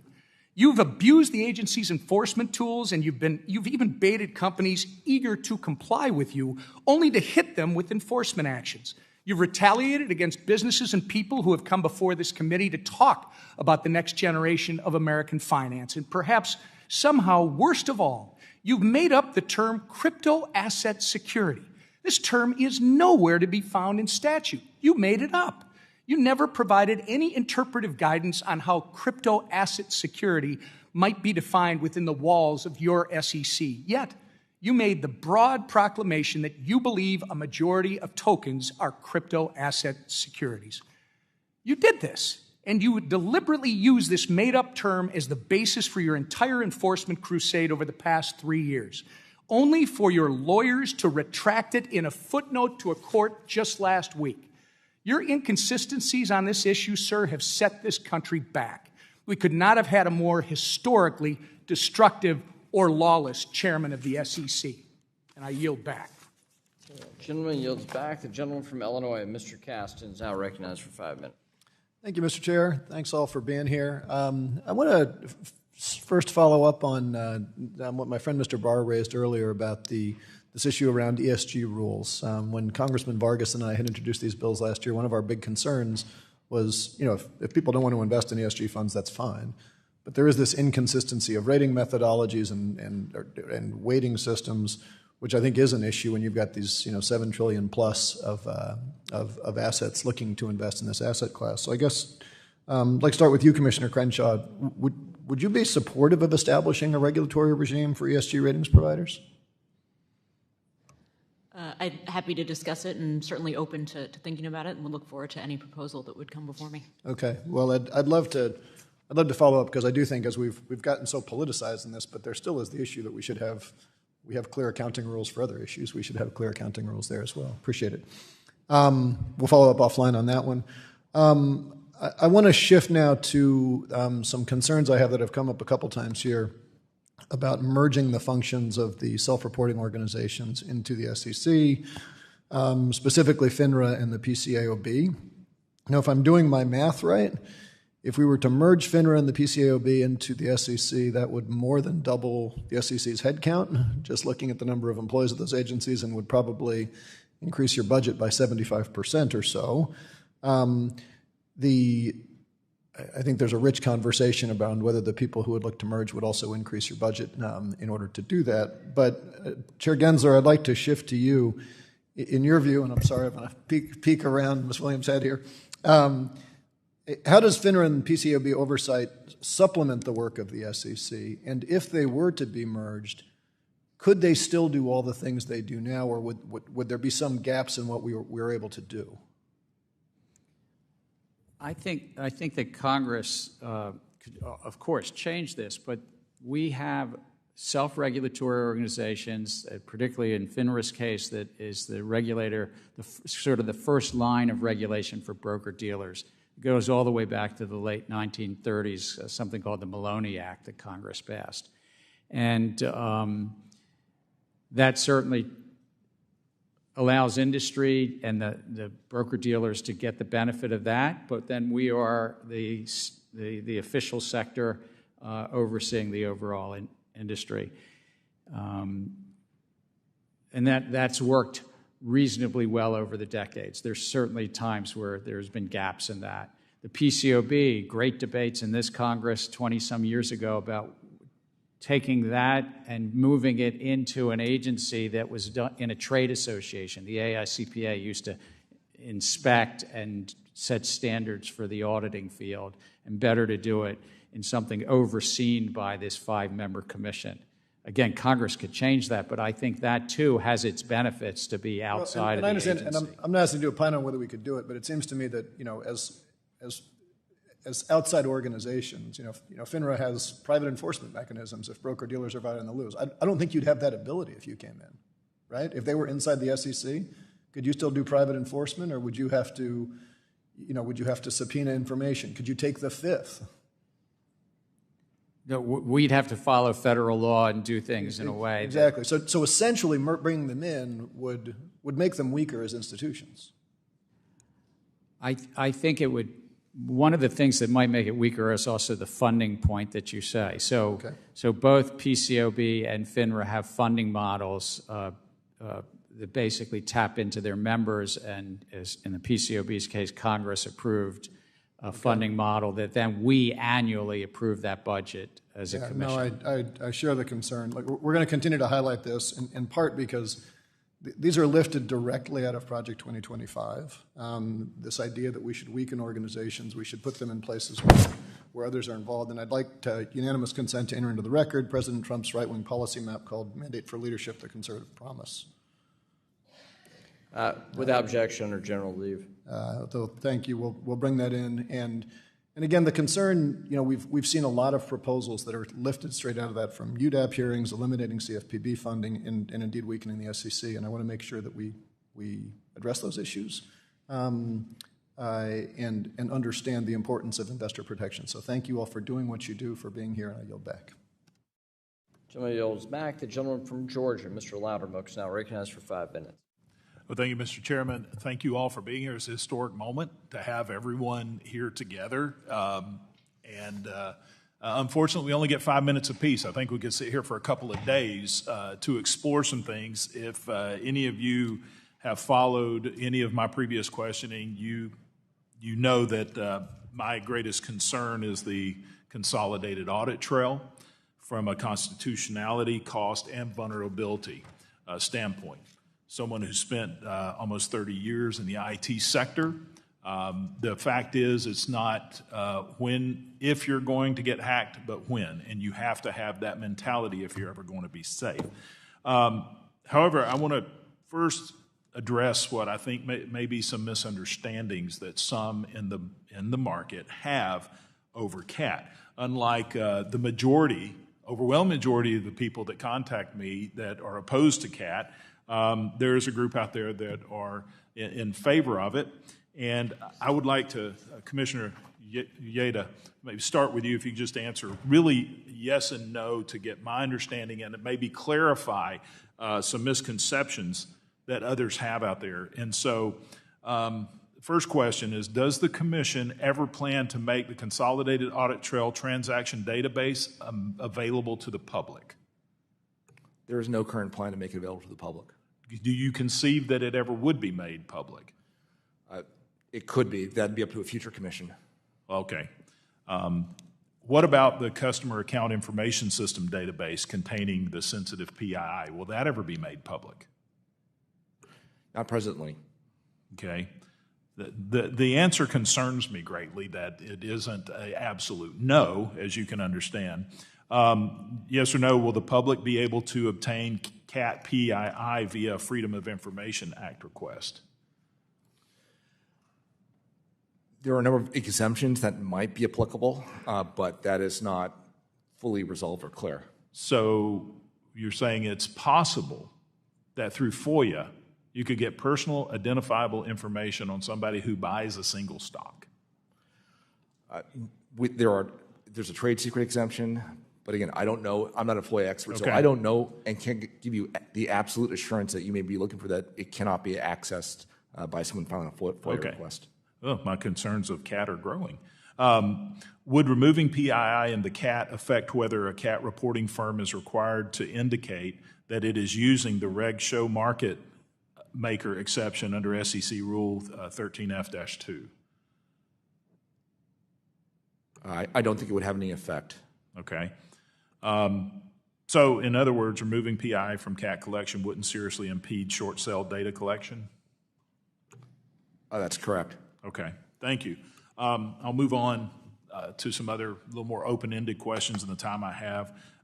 Commissioner Peirce, the Consolidated Audit Trail is set to become the largest repository of retail investor information ever recreated.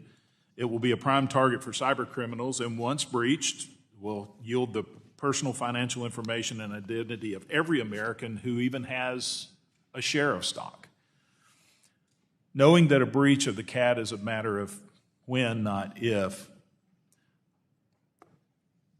we still refuse to amend the CAT to remove retail investor PII. So in 2019, you stated that the information collected by the CAT will be so vast that it will be hard to protect from cyber criminals and state-sponsored hackers. Commissioner Peirce, have your concerns about the CAT changed at all?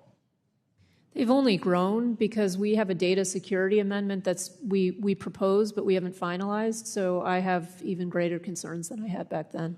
Well, thank you. We share those concerns. Could the Commission identify and stop market manipulation without CAT? We did it for many years without CAT, so yes. Okay. Do the beliefs of storing investor PII in a centralized system, even if encrypted, outweigh the risks?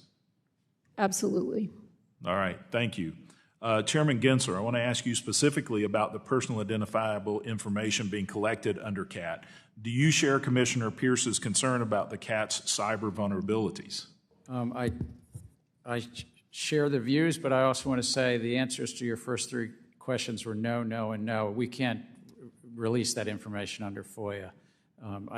Okay. There's earlier questions. Well, thank you for that. It doesn't relieve my concerns over CAT, but the fact that it may be considered being made public at some point. No. Because, and this is my concern, then you just open the door for the Chinese to log in. I see my time has expired, and thank you. I yield back. The gentlewoman from Texas, Ms. Garcia, is recognized for 5 minutes. Thank you, Mr. Chairman, and thank you to all the commissioners for being here. And Mr. Chair, it's good to see you again. And first, I want to thank you personally for all the ongoing dialogue that we've had with your office regarding language access and financial literacy. You know firsthand how fraudsters and bad actors target vulnerable communities, and that's what I'm going to talk about this morning. One way to combat fraud is to educate every American about how to safeguard their money and how to invest. This is especially important as investing in stocks has become so easy that it's as simple as a video game, it seems, because it's so accessible now through our phones.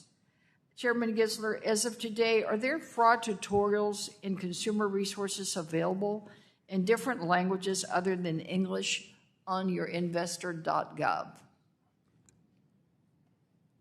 I believe that there are in Spanish and in English, but I'll have to confirm what other languages. But no, you're correct. That's what I'm being told. I just wanted to confirm that. Okay.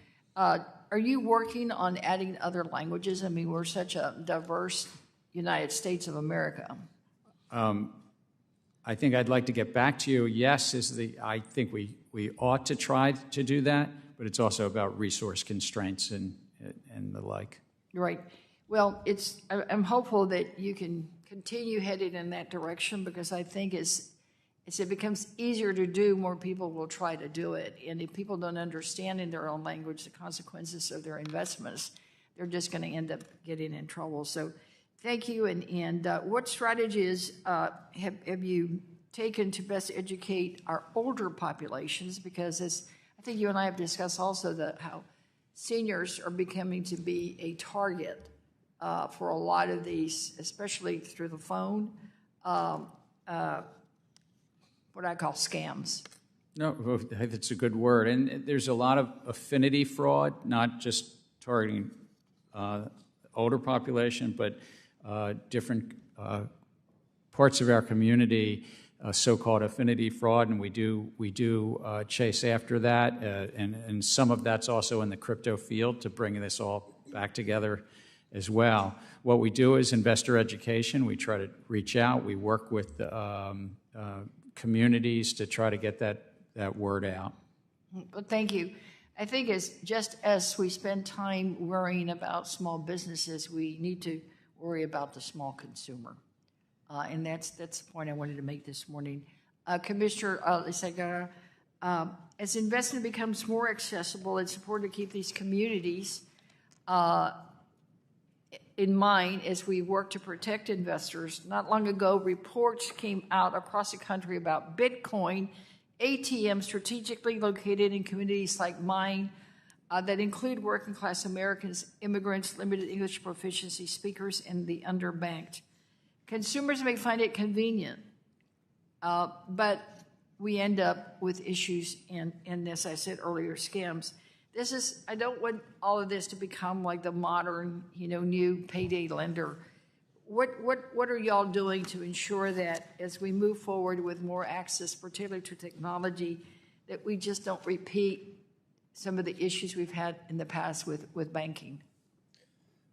Thank you, Congresswoman. A good question about the importance of protecting investors, vulnerable investors in our disadvantaged communities. I think we are exercising our authorities as appropriate on affinity frauds, targeting frauds wherever they occur. It doesn't matter what the nomenclature is, where we see violations of securities laws. We have an obligation to protect investors and to follow the law and enforce it. So I think we're doing that without fear or favor. I think there's a very robust process, internal process of ensuring that it is a fair process as well. But I do think it's an important priority for us to pursue to ensure that investors are protected from no matter how large or small. Exactly. Great. Ms. Peirce, do you agree? Absolutely. There's a lot of work that we are doing, and we have more to do. And I think on your point about getting information out in different languages, we can also work with firms so that they're able to communicate with people in the language in their mother tongue. Well, I was really shocked to hear from someone that works for an investment banking firm, I will not name it, that was actually instructed as an investment banker not to send anything in writing in Spanish. I'm going to get to the bottom of it. That may be tied to SEC regulation, but I'm happy to look into that. Well, I'll get back with the chairman on that too. It just seems like, especially in Texas, Gentlelady's time. It seems like an atrocity to do that. Thank you. Yield back, Mr. Chairman. The gentleman from Ohio, Mr. Davidson, the chair of the Housing Subcommittee, is recognized for 5 minutes. Thank you, Chairman McHenry, for putting this historic hearing together, long in the making. Thank you to our witnesses. It's great to have all 5 of you here today. Today's hearing directs attention to the Commission's dysfunctions and, frankly, to the Chairman's politicization of the Commission and its work. Let me highlight 7 failures. Abuse of the rulemaking procedures, 61 so far, inappropriately short public comment periods, unworkable and unlawful ESG disclosure mandates, Hotel California-style rules for crypto, where they all have the ability or direction to come check in anytime you like, but never with the authority to leave with some approval or clarity. Endless discovery with no resolution, no clarity, regulation by enforcement for crypto. An unworkable proposal to overhauling our equity market structure, de facto ban on crypto through proposed custody rule, and failure to work with Congress, frankly undermining the work that Congress done to provide clarity here. So as many of my colleagues have done today at this hearing, the courts have, even the DOJ, have highlighted severe mismanagement. The list goes on, but unfortunately, I do have limited time. Commissioner Peirce, would you say that the SEC's rulemaking and enforcement agenda reflects the priorities of the commissioners as a whole, or has the commission become an extension of Chairman Gensler's agenda? The agenda is the chairman's agenda. Do you guys have collaboration? I mean, I saw one of the commissioners today look like it might be the first time he was asked his opinion on something, just expected to ratify whatever Chairman Gensler throws out there.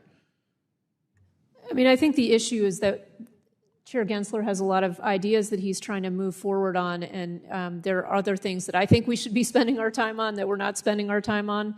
And so I think that's the nature of some of our disagreements. Problems being left unsolved. I appreciate you for highlighting many of them. My concern is just that by taking the world's best capital markets, I mean, we don't even have 5% of the world's GDP, but we have over 50% of the world's invested capital. We're taking something that works pretty well, that needs clarity and oversight to continue.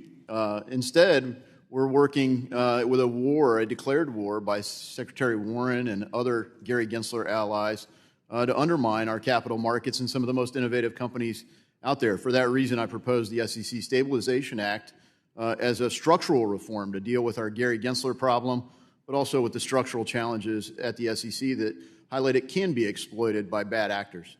One of the areas that I want to highlight is special purpose broker-dealers. Commissioner Peirce, do you believe that a special purpose broker-dealer process could provide a first step towards broker-dealers handling tokenized securities?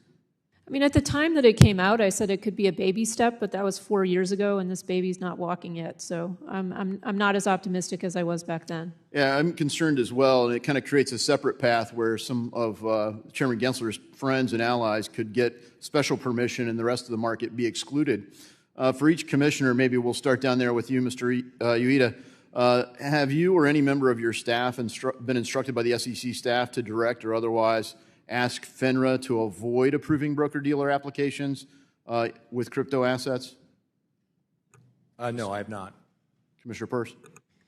No, but TM is, our Trading and Remarks division is the one that interacts with FINRA. So it's, I mean, the issue is that there's a cultural, there's clear messaging from the SEC that we're not trying to move the crypto industry forward, and that's reflected in this as well.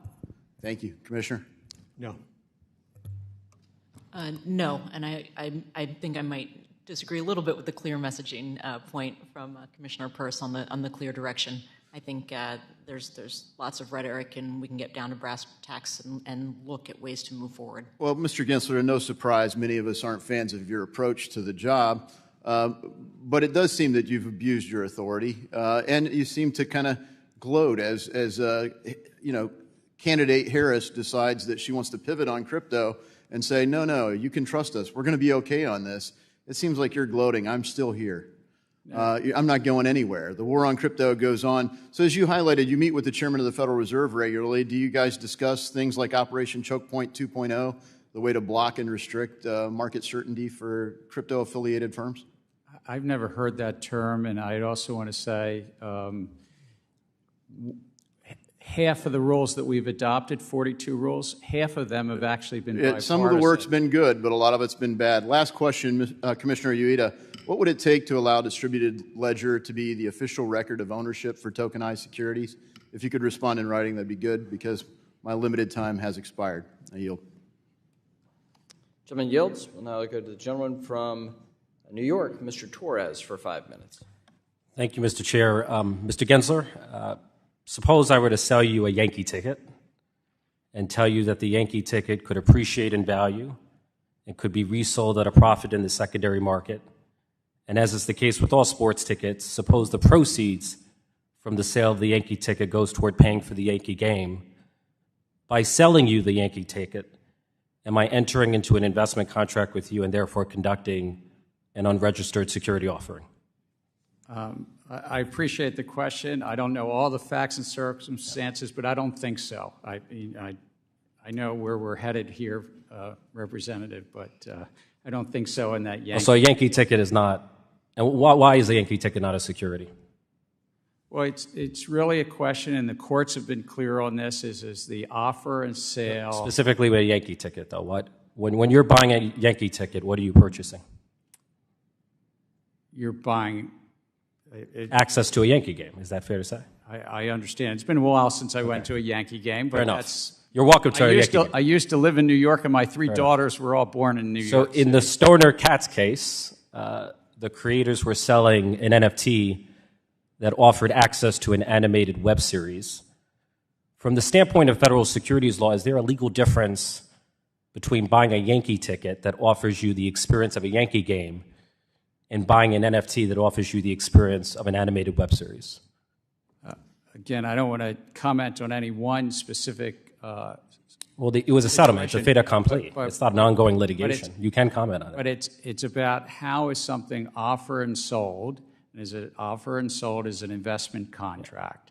Are individuals looking to a common enterprise anticipating profits based on the efforts? Well, I'm familiar with the definition, and you're avoiding the question. See, here's the danger I see with the Gensler theory of investment contracts. It's right? Actually the Supreme Court's theory of investment. Well, your idiosyncratic interpretation of the Supreme Court's theory.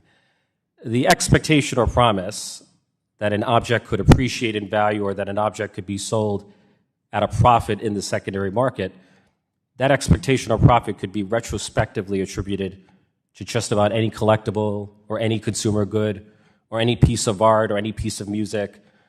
The trouble with the Gensler theory of investment contracts is that it's so open-ended that it lacks anything resembling a limiting principle. It blurs the line between collectible and security, between art and security. Ms. Crenshaw, does requiring artists and musicians to register art and music with the Securities and Exchange Commission raise a First Amendment concern? I'm not a First Amendment expert, but I would think the only thing that have to be registered with the Securities and Exchange Commission are securities. And so that's what I would look to determine whether they have to register with us. Now, in the Stoner Cats case, the SEC not only prohibited the creators from selling NFTs, the SEC ordered the creators to destroy the NFTs. Does the destruction of artistic expression by government fiat raise a First Amendment concern? Again, you're not a First Amendment expert? I'm not a First Amendment expert. Do you think artistic expression is protected under the First Amendment? Do you need to be a First Amendment expert to answer that question? I think the ins and outs of First Amendment law are actually very nuanced, so I would not want to opine. Do you think the SEC has an obligation under the First Amendment to take care not to have a chilling effect on artistic expression on the blockchain? I think we can work together to advance the interests of the industry, and I think our markets are the highlight of the world because of the laws that have been in place for 90 years.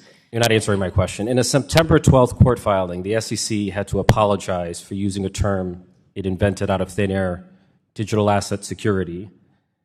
The fictional term digital asset security perpetuates the false narrative that digital assets in themselves are securities. In the Howey case, as you know, Mr. Gensler, the Supreme Court never held that orange groves in themselves were securities. The Supreme Court held that orange groves can be part of investment contracts, which are securities.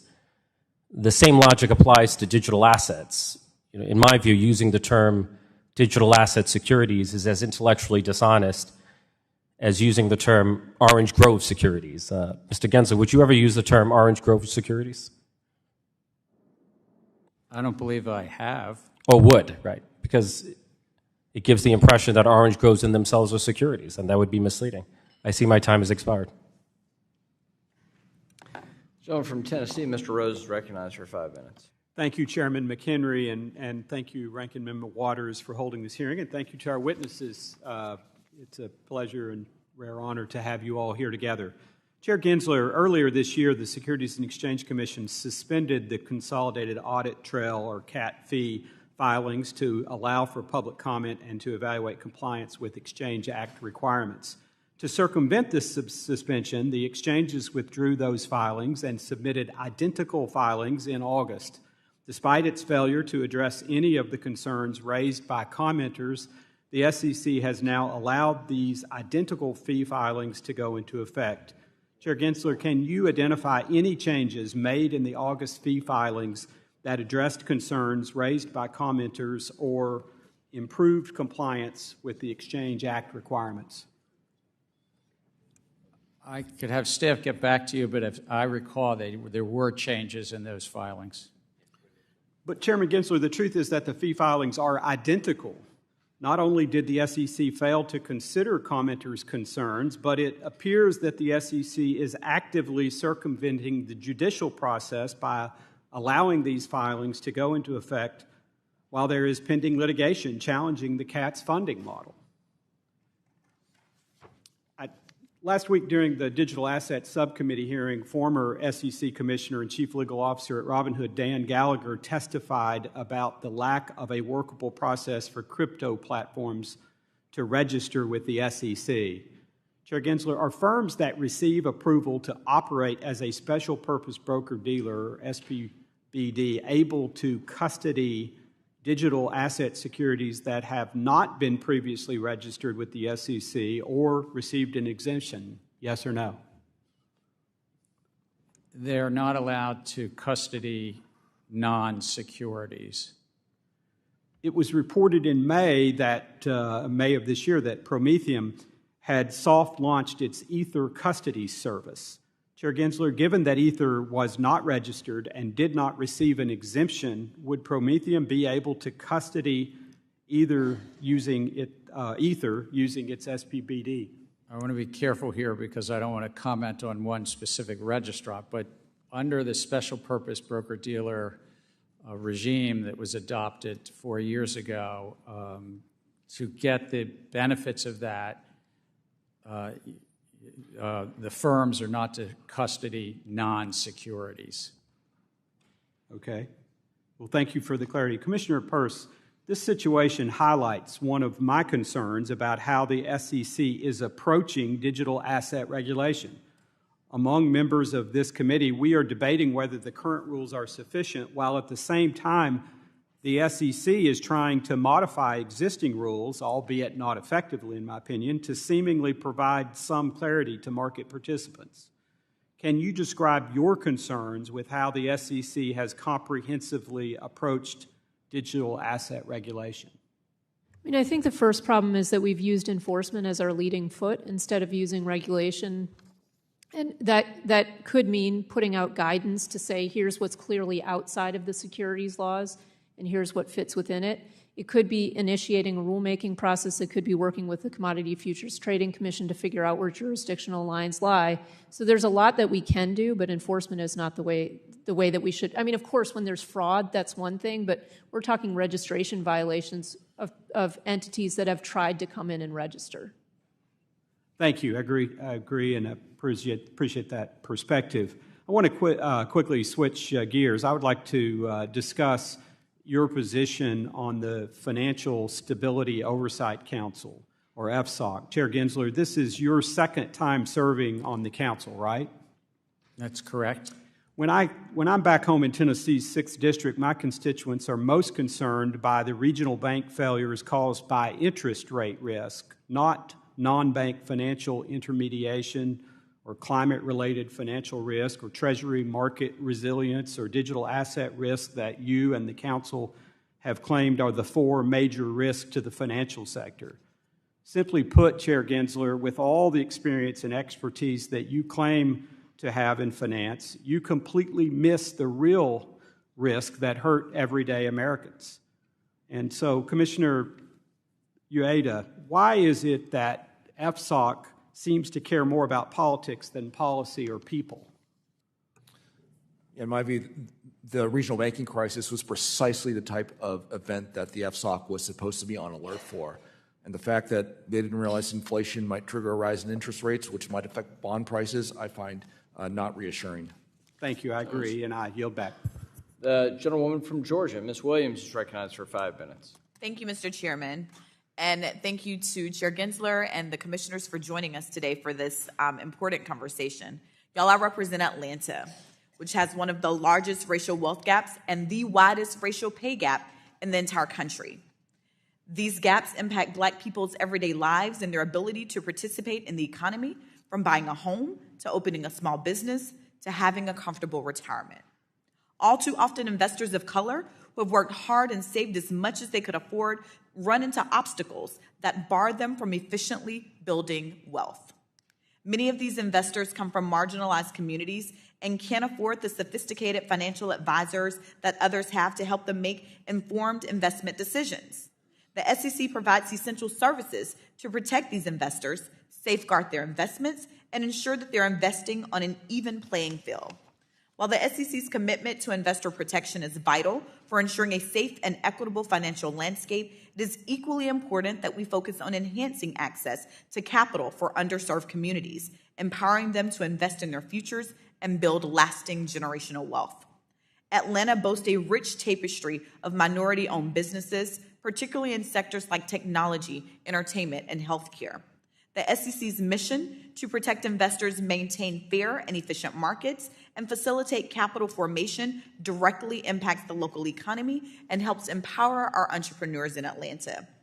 And as the city of Atlanta continues to work towards closing the racial wealth gap, the SEC's actions are vital for fostering a sustainable and inclusive economy in the region.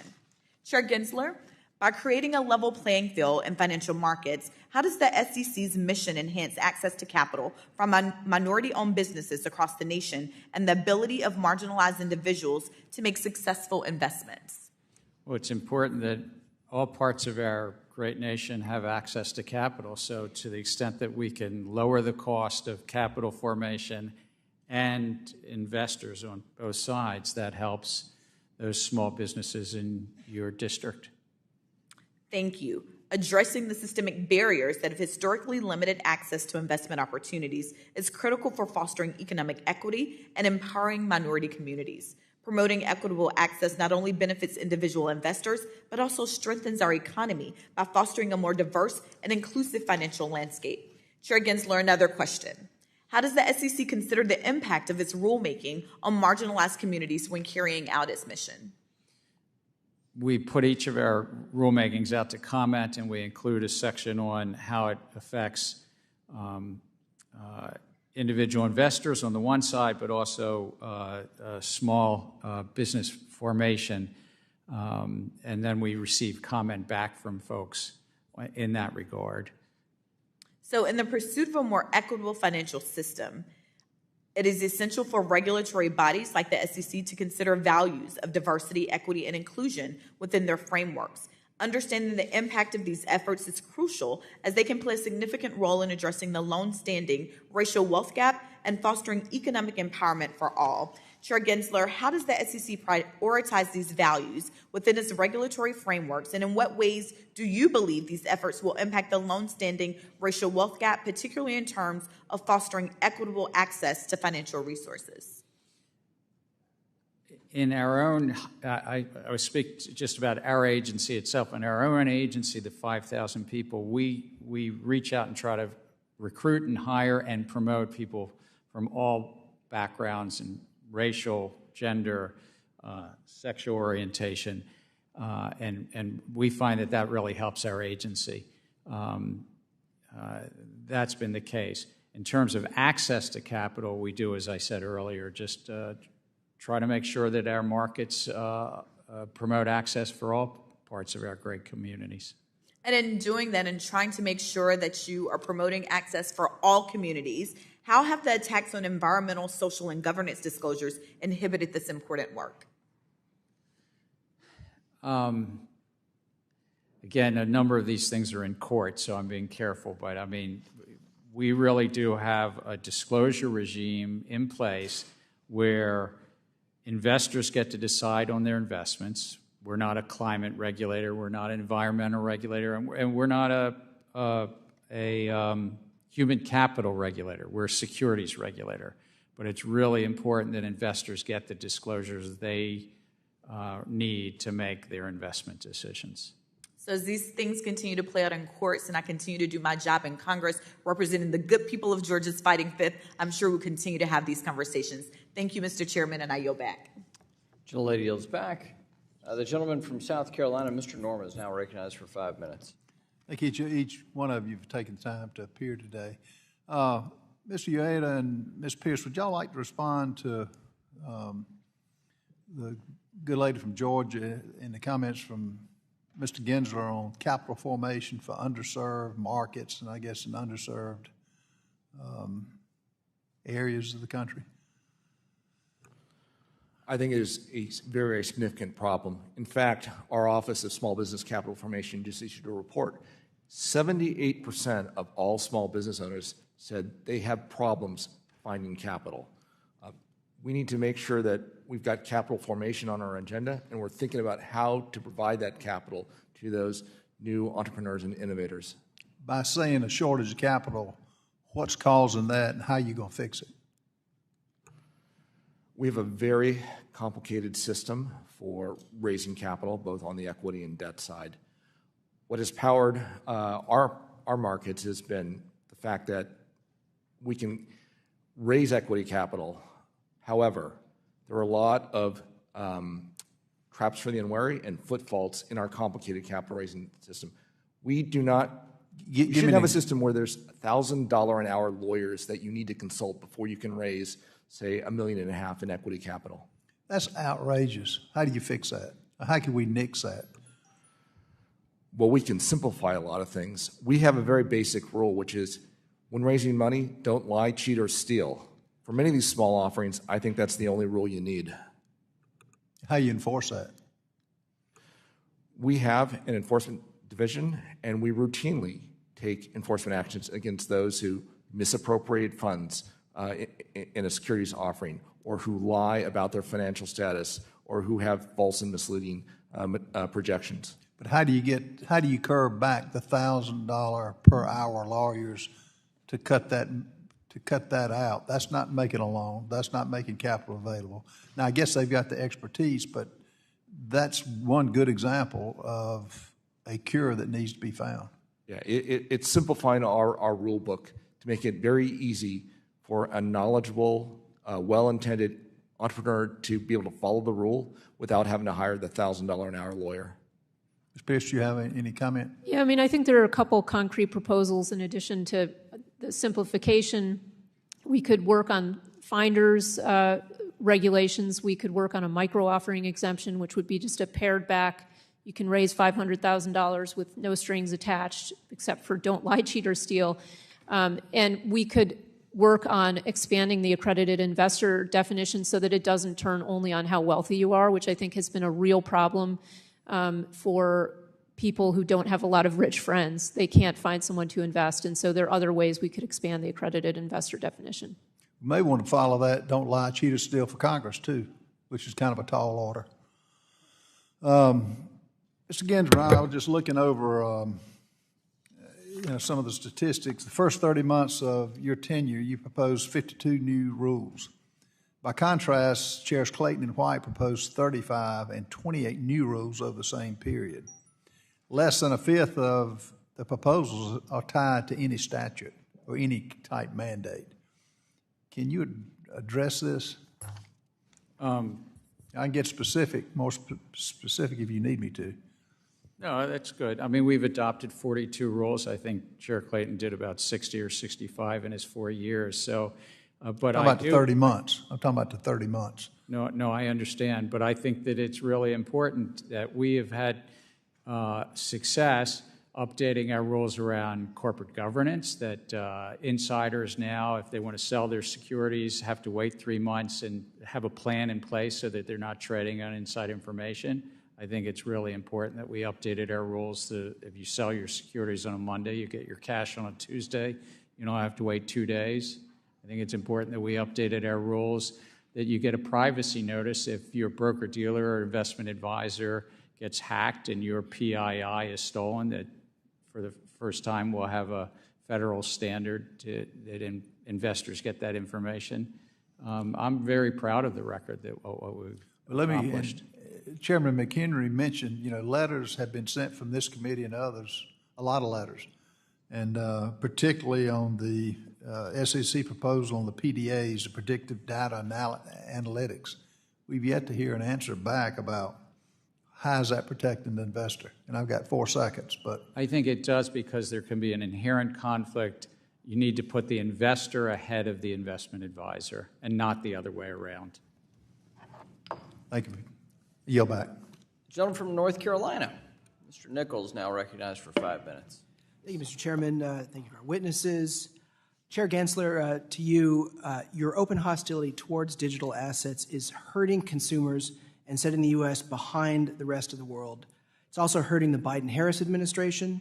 You've single-handedly undermined the administration on Web3 issues with your war on digital assets. There's a very strong progressive case for digital assets and blockchain technology, a technology that is bringing down costs for my constituents. This year, crypto policy has received strong bipartisan support, with 71 Democrats joining Republicans in support of FIT 21, our digital asset market structure bill. Unfortunately, you haven't received our message. The 52 million Americans who own crypto watch the SEC under your leadership, Chair Gensler, in shock and disbelief that you continue to treat their investments as illegitimate, undermining their efforts to save for retirement and build innovative blockchain technologies that could drive our economy into the future. Now on to Vice President Harris. Just over the weekend, Vice President Harris made big news, announcing a policy reset from the current administration on digital assets, putting her in line with the bipartisan majority in Congress on this issue. I'd also agree with Whip Emmer that when you read between the lines, this is certainly a rebuke of your leadership at the SEC. I'd like to get a yes or no answer from everybody here, starting with Commissioner Crenshaw. Yes or no? Do you agree with Vice President Harris, her statement that the U.S. should encourage innovative technologies like digital assets while protecting investors and consumers? Yes or no? Yes. Yes. Yes. Yes. Yes. Protecting the investors, I agree with that for sure. Promoting innovation, yes, but protecting investors. Yes or no? Yes, protect the investors. That's what we are doing. Chair Gensler, I hope you understand that your misguided approach to regulation by enforcement and open hostility to crypto is hurting our economy and sending American jobs overseas. You've single-handedly set us back years in our support for Web3 technology. I'd like to move on to SAB 121. As you know, the SEC overstepped their authority by issuing SAB 121 while also harming investors in the financial system. Chair Gensler, I have contacted your office repeatedly about SAB 121 and asked to speak with you about this. Your office has totally ignored all of our requests, so I'm very glad you are before Congress today to answer my questions. After watching majorities in both chambers of Congress, including Democrats like Majority Leader Chuck Schumer, vote to overturn SAB 121, do you have any regrets on supporting the SAB? The Office of the Chief Accountant has been issuing staff accounting bulletins. It's 121 because it's the 121st one in 50 years. Public companies were asking questions about how to account for crypto and is it a liability? And what we found is bankruptcy after bankruptcy, and FTX and Terraform and Celsius and Voyager, bankruptcy court after bankruptcy court has said it's a liability of the company. So I think the accounting that the staff bulletin put out helped public companies understand that. Thank you. The Government Accountability, a nonpartisan independent agency, was very clear. You lost. The SEC was wrong to skirt around Congress by issuing SAB 121. You're actually making the digital asset ecosystem less safe. Yes or no, Chair Gensler, will you commit to rescinding SAB 121 today? No, it's good accounting bulletin that's out there, and if somebody comes in and works with the Office of the Chief Accountant in a consultative matter where it is bankruptcy remote, and a number of banks and broker-dealers have done this, where if they're holding the customer funds and it truly is the customers, it's truly the remote from bankruptcy, reclaiming my time since that it's not a liability. Chair Gensler. yes or no, do you believe that the one purpose of an SAB is to provide all market participants with the same information to level the playing field? Yes or no? There's been 120 of them. It helps the public companies. It's just speaking to public companies on how to account for emerging issues. Instead of recognizing your failure and rescinding the guidance, the OCA has worked with certain banks to remedy the issue behind closed doors. Do you believe this opaque process really levels the playing field for all market participants? Is this process as clear and transparent as possible? I do not believe so. Do you? It's a consultation process that has existed for years where accountants and the public companies can come in and say, we're going to treat this in this circumstance as off-balance sheet. Do you object to anything there? And these banks and broker-dealers have shown how it would be bankruptcy remote, off-balance sheet. Different rules for different folks, right? It's actually same rules for different folks. My time has expired. I yield back. The gentleman from Pennsylvania, Mr. Muser, is recognized for 5 minutes. Thank you, Mr. Chairman. Thank you to our witnesses. During this administration, many believe the SEC has rushed into sweeping rule changes without properly engaging with industry, other regulators, or the public. Why is the SEC pushing reforms without proving they are necessary is a frequent question that we get. The custody rule was withdrawn after regulatory objections, and the predictive data analytics rule was scrapped due to public backlash. Yet the SEC continues pressing forward, planning to finalize equity market structure rules without waiting for critical Rule 605 data. If implemented, these rules could introduce volatility and possibly harm investors. So, Chairman Gensler, good to see you. Why is the SEC rushing these equity market structure changes without waiting for updated 605 trading data? Good to see you as well. We put forward a number of rules. I'm very proud that last week this commission unanimously voted in, first time in 20 years, changes in the national market system that I think will lower cost in the system, allowing market makers to quote stocks in a tighter bid-ask spread. This is relieving or relaxing a restriction that was put in the market 20 years ago and lowering the costs in the markets.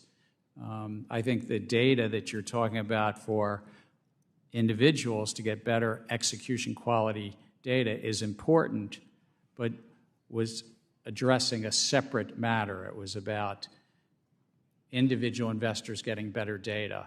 But I think that it was time to move forward and update these rules, these 20-year-old rules.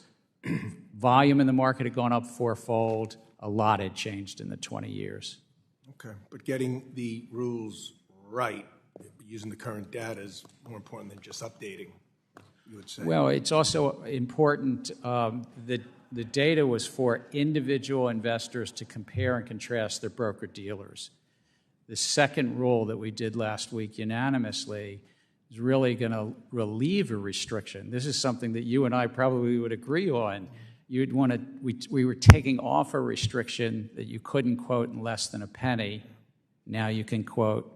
Well, in November of 2025, you'll be able to quote in. Do you think you got a consensus out there that agrees with that? I'm sorry? Do you think you have a consensus out there that agrees with your conclusion and assessment?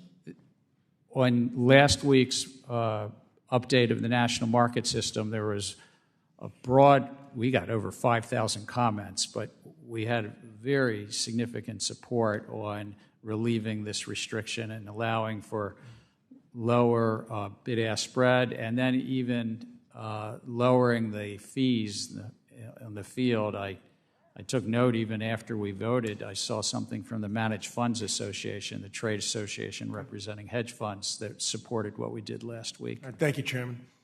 Commissioner Peirce, do you believe the SEC has addressed the industry and public concerns over the equity market structure rules, especially given some of the lack of the updated data from the 605 market data? I mean, I think the point that you're making is a really important one. I did support last week's rule because I think it's a net beneficial rule, but one of the things that I wanted us to do is to build into that a way to go back and make sure it's doing what we intended and not having adverse effects. But we proposed a whole set of equity market structure rules that will remake the markets if we go forward with them. And what people have been telling us is you need to slow down. Our markets work quite well. And so if you're going to make a change, take a breath, get the data you need, get the public input you need, have the roundtables you need, and then move forward. And so I do worry that we're rushing forward with equity market structure changes. Good. And the volume pricing rule, does it solve a market problem that exists? I mean, as I pointed out when we proposed that, there's volume pricing in lots of different parts of our markets, and we don't have problems with it in other parts of our markets. So it's not strange to see volume prices in our equity markets.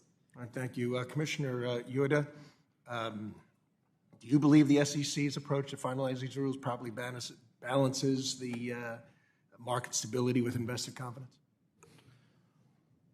Well, some of the rules I have supported, but in part because there's been robust comment. In fact, some of them go back to initiatives under the Trump administration. For instance, T+1, that was something that under the Trump administration they suggested we look at moving faster when we went to T+2. Treasury clearing under Secretary Mnuchin, he also broached that idea as a recommendation. Thank you. I'm out of time. Thank you, Chairman. I yield back. We'll now recognize the gentleman from Texas, Mr. Green, for 5 minutes. Thank you, Mr. Chairman. I thank the ranking member and would have the record reflect that I associate myself with the comments of the ranking member. Mr. Gensler, welcome back. You were here about a year ago, and at that time we were on the brink of a shutdown. Within days, we could have a similar thing to occur if we don't act. My question to you, hopefully it will enlighten a good many people and help us better understand why shutdowns are adverse to the best interests of investors. My question is this: how does this, if there is a shutdown, how will it impact your staffing, the people that have a hands-on experience with helping investors? How will this impact your ability to protect investors? We would be in shutdown mode. I think it's only about 6 or 7% of our staff would be allowed to come in. 93% would not. So we wouldn't be overseeing the capital markets during that period of time. And if somebody was making filings to go public or to register a security, we wouldn't have people to answer their questions. Well, that's of concern to me. Let me address another concern. What about the businesses that connect to you in some way? How will it impact them? Well, it would impact any business that was seeking to go public or raise money, file registration statements. It would affect anybody who was coming in with a tip complaint referral and said that they have a problem, that somebody is, what were the words that Commissioner Uyeda said, lying or cheating or stealing something from them. We've had shutdowns in the past. I mean, we get through them, but then there's a backlog also after that happens that we have to catch up and really help all those businesses and market participants and investors out. Could this impact the direction of the market itself? I think it puts uncertainty into the market, and what the market does with that. Sometimes I'm in a role in a job that I'm not to predict markets, but it would put some uncertainty into the market. Well, let's move to another question. You have been accused of being a climate regulator. I think you should have an opportunity to explain why you are not a climate regulator. We're not in the law and we're not in practice. Congress has set us up as a securities regulator. But in practice, what we found is that literally the majority of the top 1,000 public companies today put out some disclosures around their climate risks. Some 60%, in fact, put out disclosures around greenhouse gas. And investors, we find it material to their decision-making about investments. And so we put out a rule to notice and comment. We adopted a rule grounded in materiality because investors are using that information to make decisions, to bring some consistency to that which was already happening. Thank you. And I'll close with a statement. Ms. Williams made reference to this, and I'd like to say just a bit more about it. And it has to do with access to capital, especially for people who are of color, and within that subset, persons who are African Americans. 246 years of slavery, no access to capital. Invidious discrimination that was legalized, lawful in this country. We called it segregation. It was another form of racism. No access to capital. And to this day, we still experience discrimination when it comes to lending. Testing has validated what I'm saying. Closing the wealth gap will require more than having a methodology by which we impact all small businesses. There has to be something for the small businesses that have a legacy associated with invidious discrimination over centuries in this country. And I would also add this, women have to be treated in a special way as well. Thank you. The gentleman from Wisconsin, Mr. Stiles, recognized for 5 minutes. Thank you very much. Chair. Commissioner Uyeda, I'd like to get your thoughts on the SEC's... If the gentleman will yield, I recognize the gentleman from Wisconsin, Mr. Stiles. Sorry, Mr. Fitzgerald. Yeah, wrong guy. I yield back. Yeah, the other Wisconsin guy. You can never have enough people from Wisconsin in the room. Let's make sure the record's clear. The answer is yes, you can. Gentleman's recognized for 5 minutes. Thank you very much, Mr. Chairman. In 2020, Securities and Exchange Commission finalized rules governing proxy advisors under Chairman Clayton. These rules came from years of consultation and analysis. I supported the 2020 rules. It worked to really rein in powerful proxy advisors, in particular the duopoly of ISS and Glass Lewis. I was frustrated when the Securities and Exchange Commission then effectively ripped up those rules, said they weren't going to enforce it, and began the process anew. Out of the gates, start with you, Commissioner Peirce, if I can. Do you believe that proxy advisors offer market-moving advice? I think we see that often the people start voting as soon as their recommendations come in. So you view it as market-moving advice? It's certainly vote-moving, yes. Vote-moving advice. Commissioner Uyeda, would you agree with that assessment? I would agree. They are highly influential in how a fair number of asset managers vote. Chairman Gensler, would you agree that they offer market-moving advice or vote-moving advice, the proxy advisors? They influence voting, yes. So they influence voting. We had a rule that was put in place. I'll go to you, Commissioner Peirce. Was there material information that came to light that would have supported the decision to effectively gut out Chairman Clayton's proxy advisor rule? As I said at the time, I think it was basically a political U-turn. And what does that U-turn tell investors? What does it tell the market?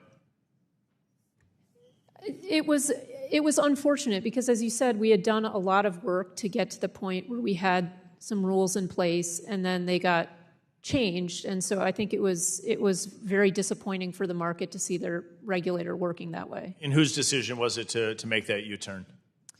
Well, it was not mine.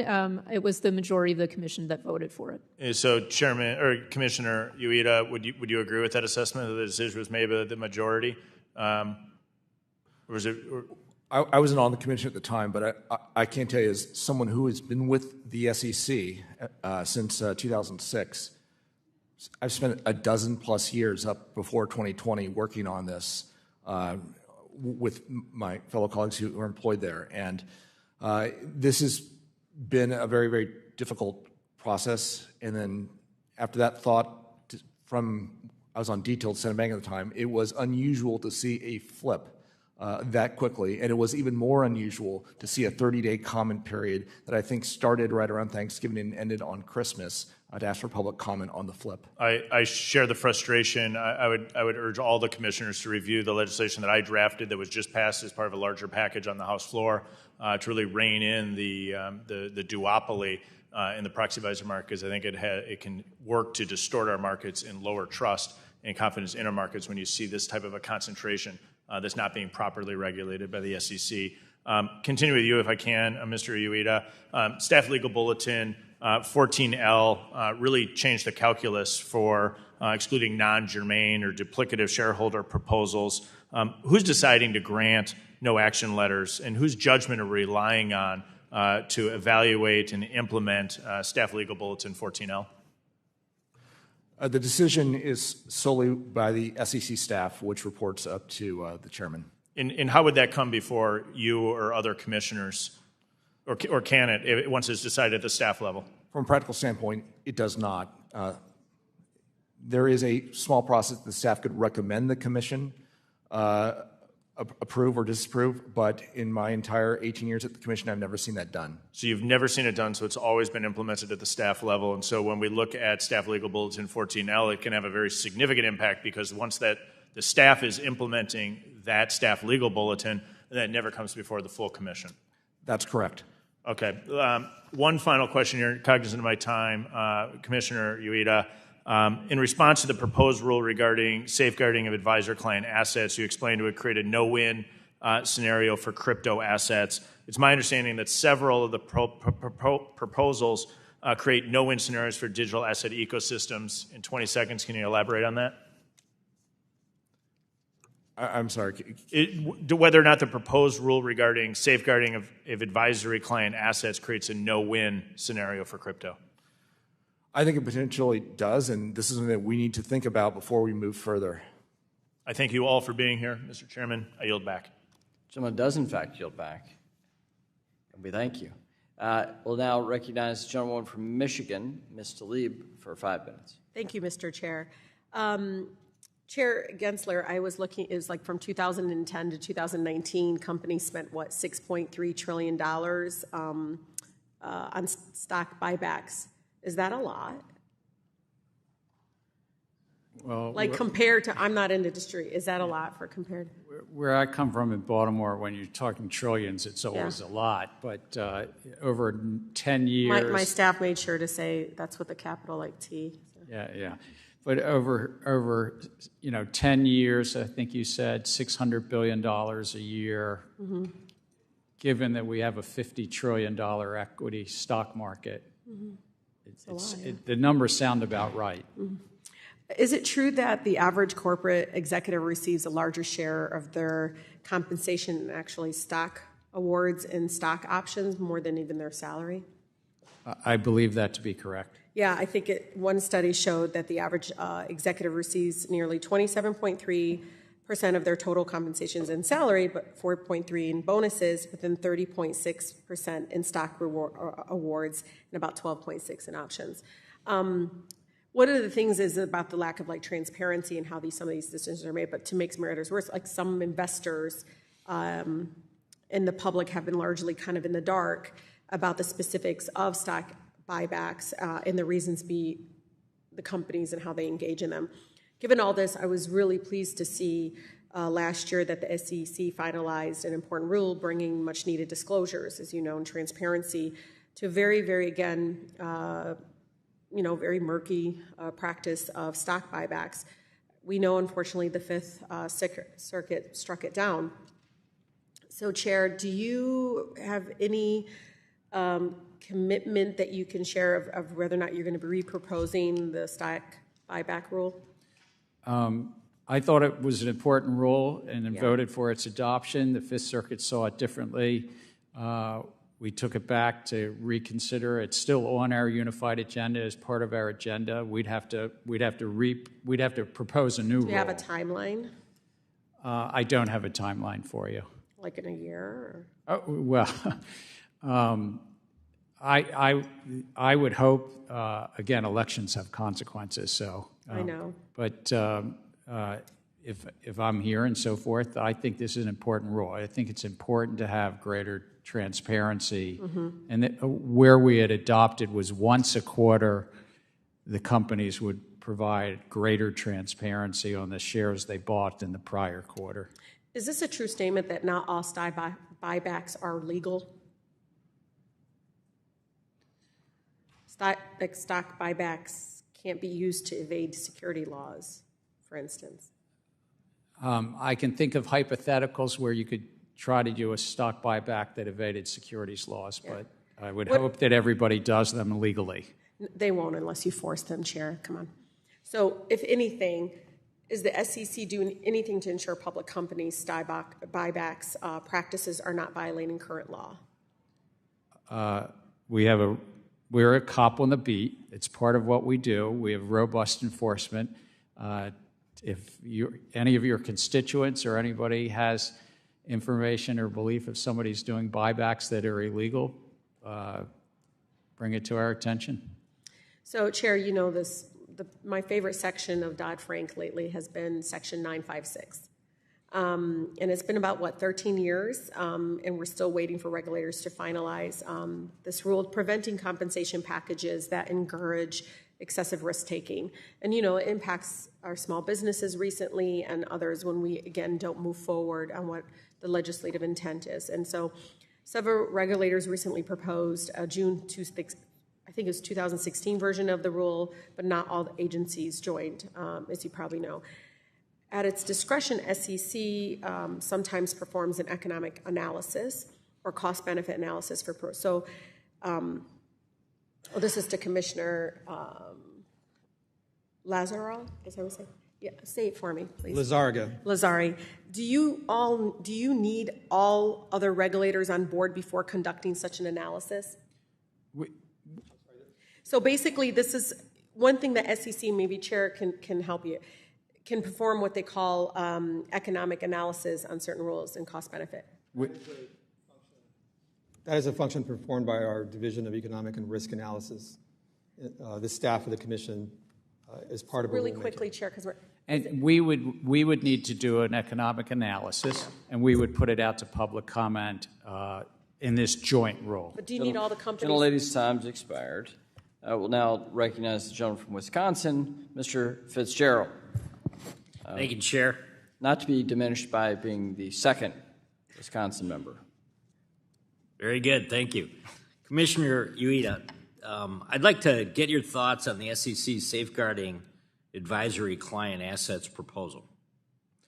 So the initial proposal, which would impose new custody requirements for real estate assets, it doesn't really cite instances of loss or misuse or theft or misappropriation. Additionally, it does not acknowledge the existing legal and regulatory frameworks, right, including public land records, title insurance, which obviously protects real estate against theft. So going from funds and securities to any client assets would be kind of a dramatic expansion of the custody rule.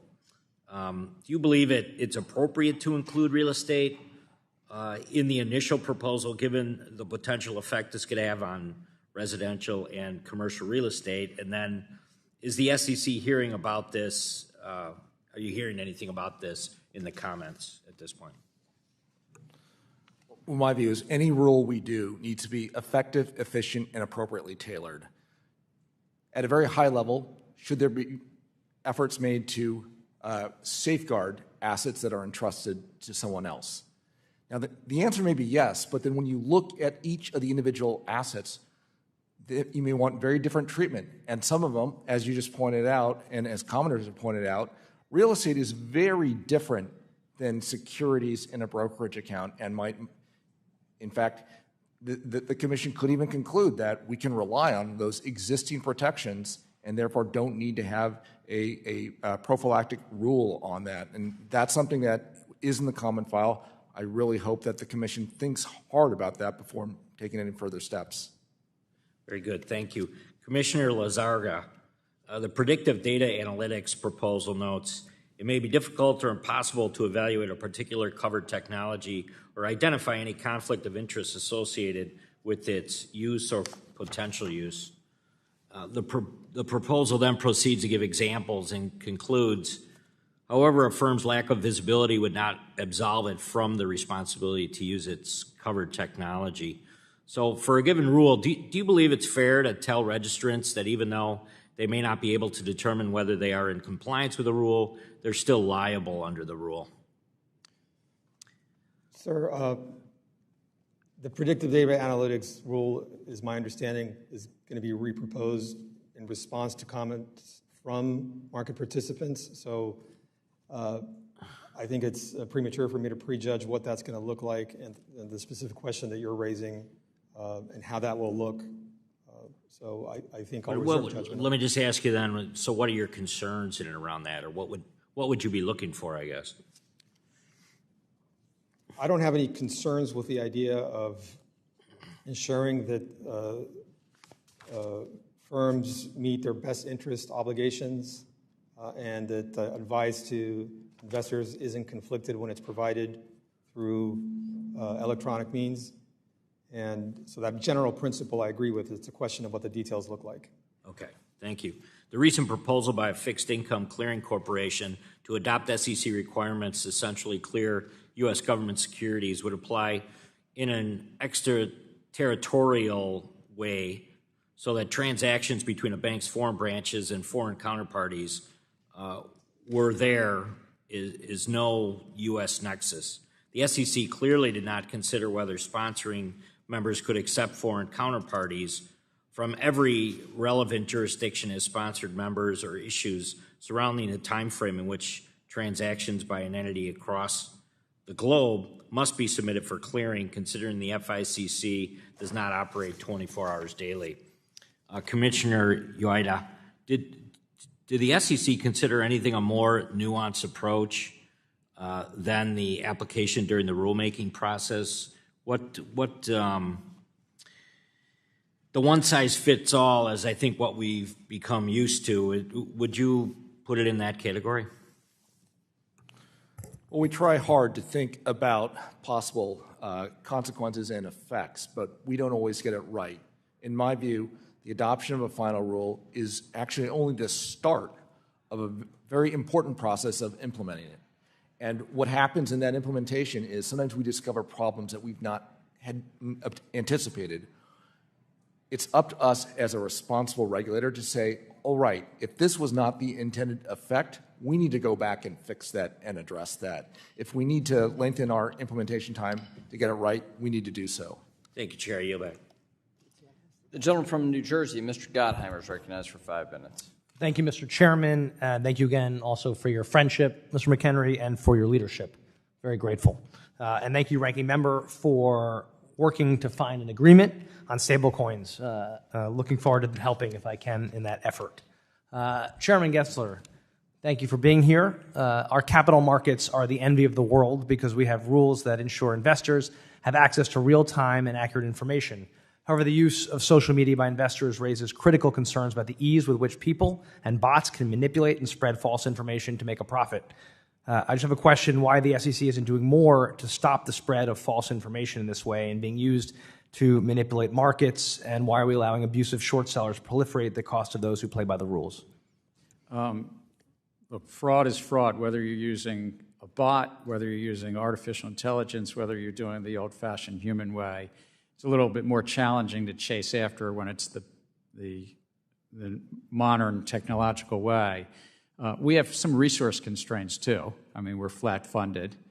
I know lots of agencies come in front of Congress and say the same thing, but I'm saying flat funding definitely constricts it. So I'd say it's just the challenges of technology and the challenges of funding. But if you see somebody online, some people purposely manipulating or some handles online purposely manipulating or doing pump and dump or reverse pump and dump. We're going to chase after them, which is more technically, that's Baltimore street talk. I think you understand it in New Jersey. I do, but you will, and you are. As the SEC, I think, to me, needs to send a very clear message and take appropriate enforcement action against market manipulators and abusive short sellers. And it sounds like I have your commitment to do that. Yes. Can I ask each of you, do I have your commitment to do that? Yes. Thank you. Yes. Thank you. Yes. Yes. Thank you so much.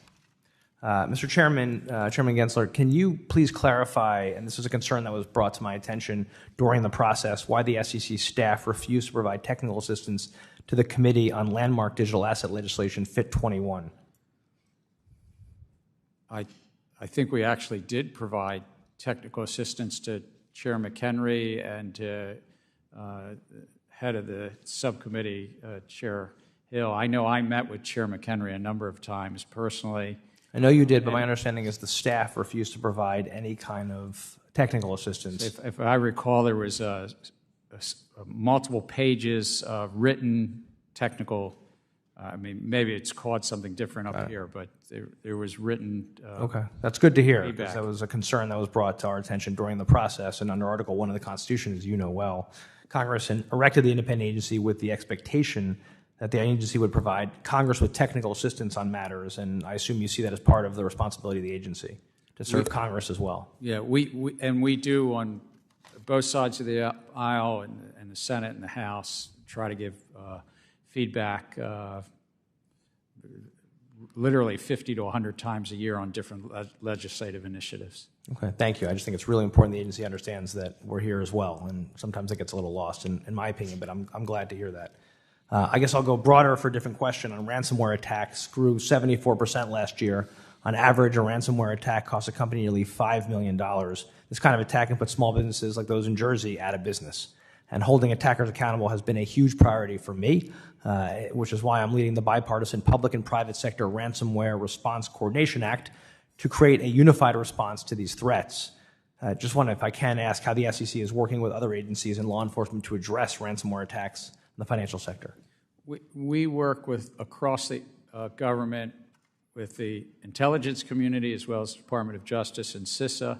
Ransomware is almost uniformly done using cryptocurrency as well, so it sort of intersects with some of the work that we're doing in cryptocurrency. And as it relates to public companies, we adopted and now has been implemented that public companies, if they have a cyber attack that's material to investors, there's some public notification, and sometimes those cyber attacks are ransomware attacks. Well, I appreciate that. Last question. What kind of discussions are occurring at the SEC about the impact of Chevron ruling, and how are you going to handle that, which could really change the way things go at the agency?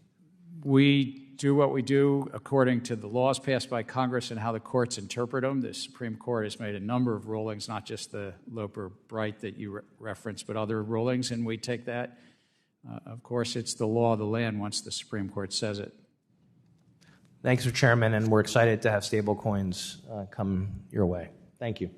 Gentleman yields back. I now recognize myself for 5 minutes of questioning. Chair Gensler, regarding Rule 15C2-11, the only reason market participants have been able to comply during the past 2 years is the SEC issued a no-action letter that provides a minimum amount of customization of the rule for fixed income markets, which, as you know, are very different from equity markets. But this no-action letter is set to expire in January, and the SEC hasn't done anything to amend Rule 15C2-11 so that it can actually work in fixed income markets. Letting the no-action relief expire could significantly disrupt those markets, which are critical to funding businesses across the country, funding consumer lending like auto and home loans, and supporting everyone's 401k, pension, or other retirement and savings plans. To avoid this unnecessary harm to investors in our financial markets, can you commit to a permanent extension of this no-action letter, or at least an extension until the SEC can propose a rule that is tailored to how fixed income markets work? The underlying rule was adopted, I think, 4 or 5 years ago. There are many market participants that are well aware of that. The Commission did adopt an exemption with regard to 144 securities, if I recall, and that's what we've done. But are you going to let the no-action letter expire in January? I'm making no commitment here today. Thank you. Last year, Chair, the Commission proposed the Safeguarding Advisory Client Assets rule to expand the role of qualified custodians when registered investment advisors custody assets on behalf of their investors. At the time of the proposal, I voiced my concerns that the proposal is inserting itself into matters at the core of the banking system, and specifically within the jurisdiction of the prudential regulators. As proposed, mandatory cash segregation would significantly increase the cost for investors and complexity of providing custody services and locking up cash deposits would be a major departure from current banking practices. Back in May, Chair Gensler, you mentioned that this proposal would need to be reproposed. Can you provide us with an updated timeline when we might see a reproposal? I don't have a specific timeline, but there were a number of comments, including yours, around cash. There was also a number of really thoughtful and robust comments about the documentation and the cost of the documentation. So we're taking, and the comments about real estate that were even expressed here earlier, taking all that into consideration and looking through that. I think it will take some time, though. But do you think some of those comments would be would change would be shown up in the reproposal? I would anticipate, again, I don't want to prejudge, but I would anticipate the staff's work would be a revised proposal taking into consideration the cash, the concerns around cash, segregation, which were certainly heard by this one commissioner very loudly. Okay, thank you, Chair.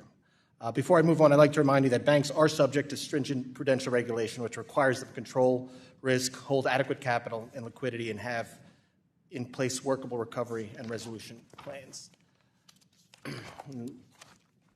I want to move over to enforcement. While I support robust enforcement of our federal security laws, there's a concerning trend at the SEC of regulation by enforcement under current leadership.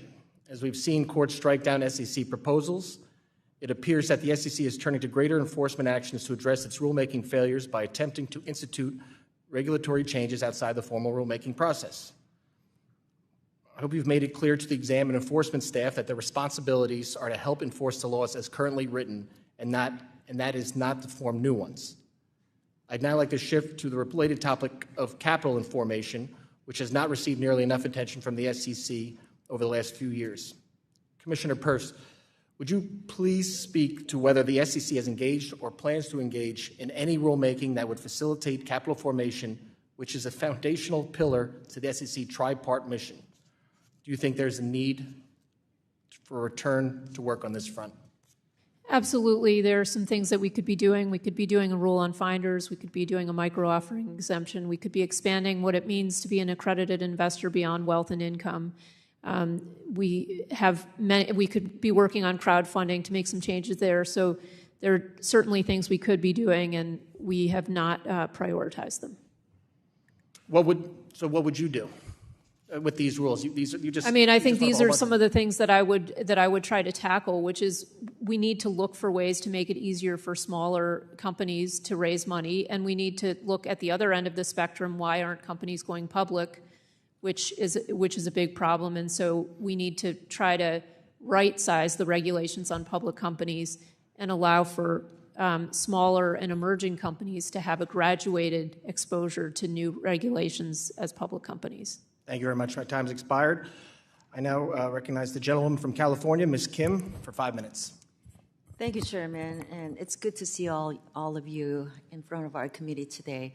I'd like to ask my first question to Commissioner Peirce and Uyeda. How does the SEC currently account for the overlap between new and existing rules? Do you ask the commenters to consider this overlap, and is it considered in the cost-benefit analysis for every new rule that you have proposed?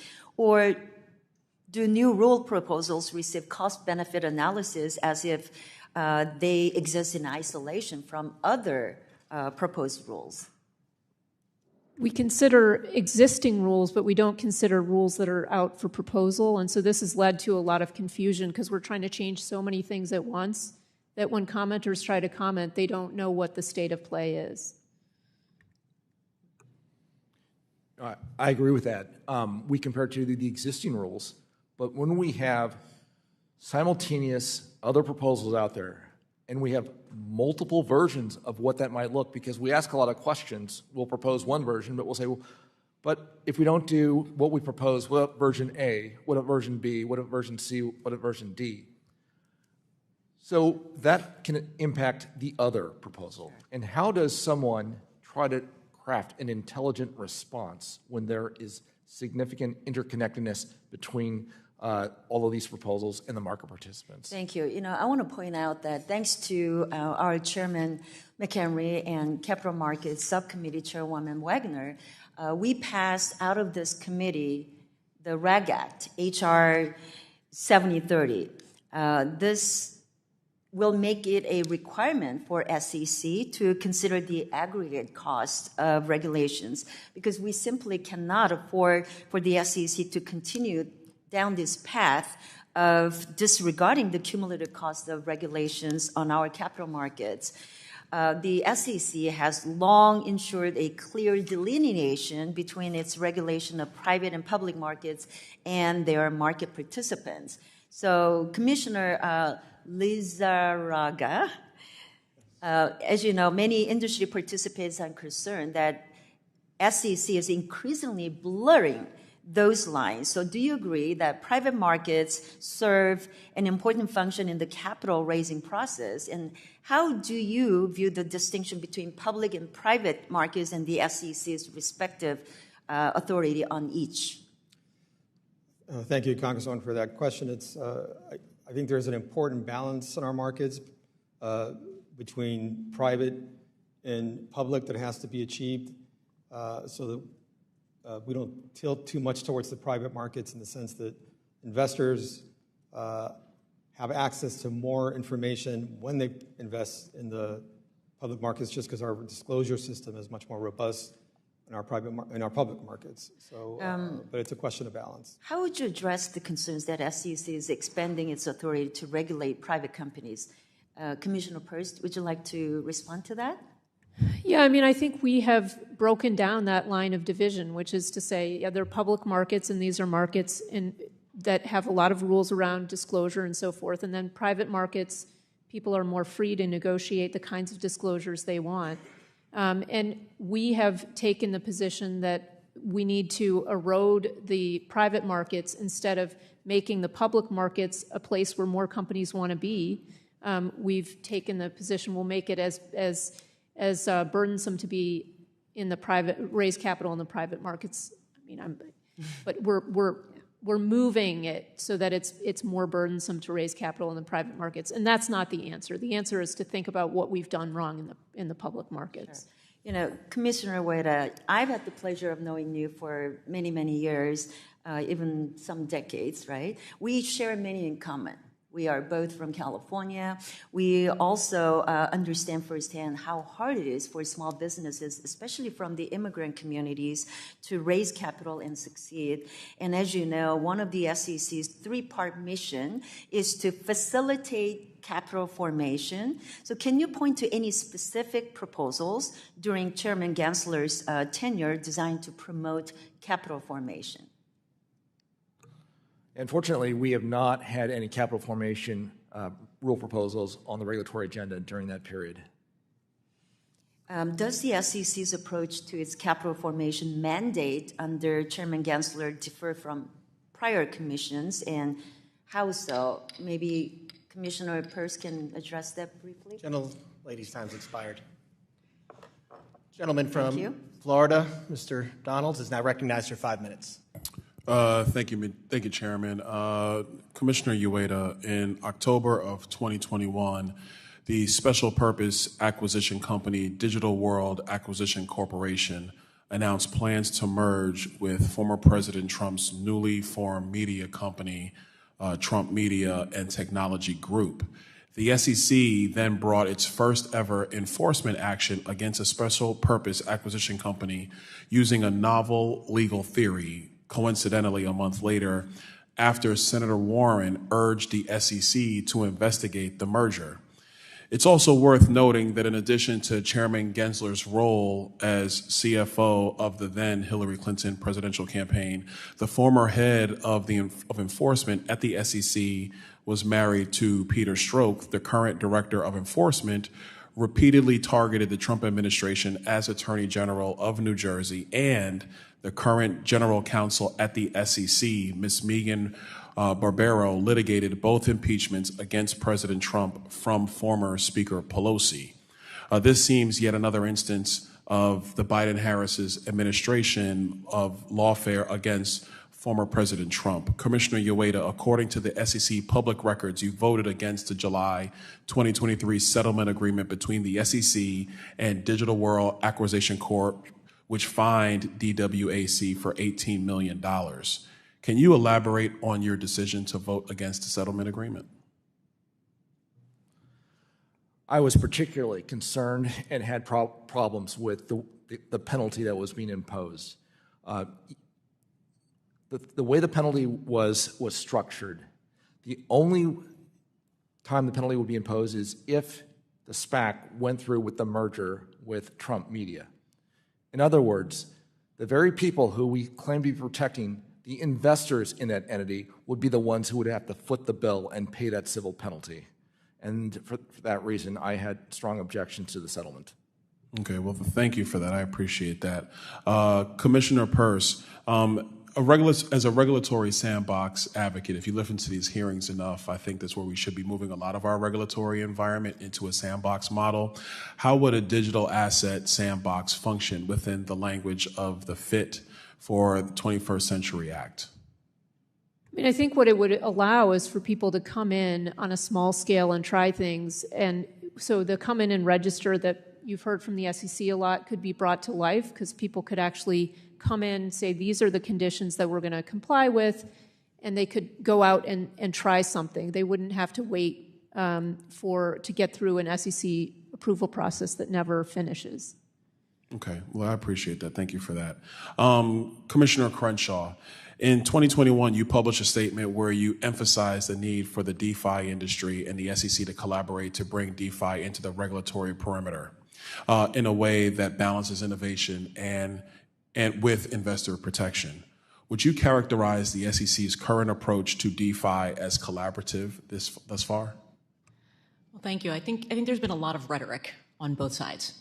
But what I would really like to see is getting down to brass tacks and a practical application. And I have asked for folks to bring in pen to paper where you're finding challenges. They know their industry and their business model better than we ever can. And so what I would really like to see is pen to paper where you're having challenges. And with that, I think staff would be for it, and I certainly know that my office would look at it and look to see how we can move forward. And I think we could. I think there's a lot of flexibility under the existing regime where there are ways to move forward. Okay, thank you. Commissioner Uyeda, I want to go back to you because I know what you said earlier. You thought that the settlement was frankly unfair to the investors that the SEC is somewhat charged with protecting. Did you find that this entire process to move towards a settlement was outside the norm of the SEC's operations in previous years?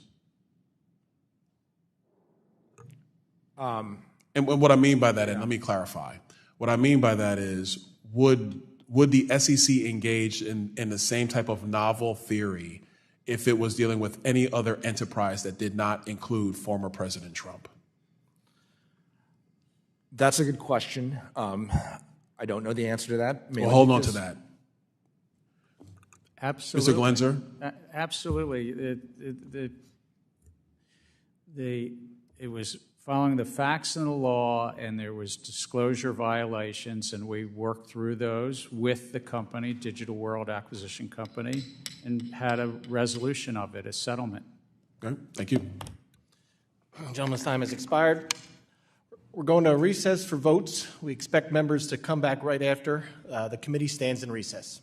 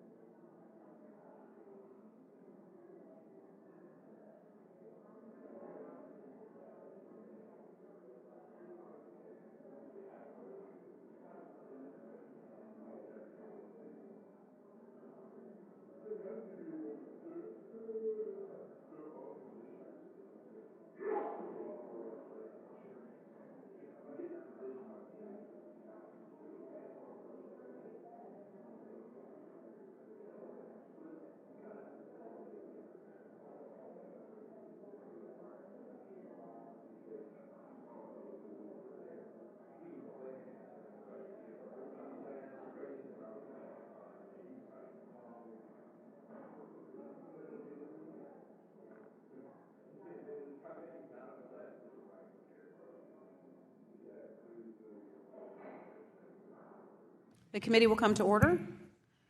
The gentleman from South Carolina, Mr. Timmons, is now recognized for 5 minutes.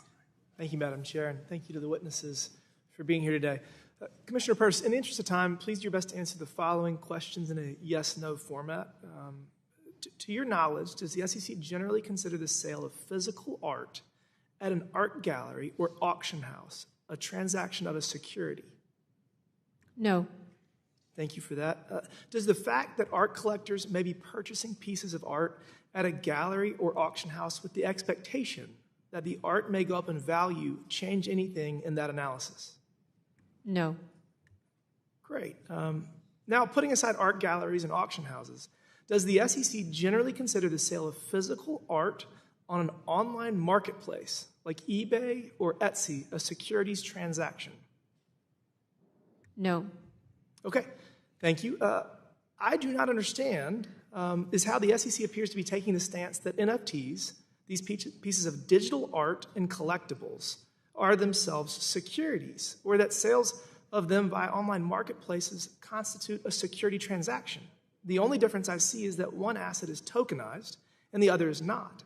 In the example of physical art that we just discussed, there are indeed many collectors who purchase art with the intent to profit, and artists who market themselves and their work in order to develop an ecosystem of patrons. So I fail to grasp the difference here. Is tokenization enough to transform a non-security into a security?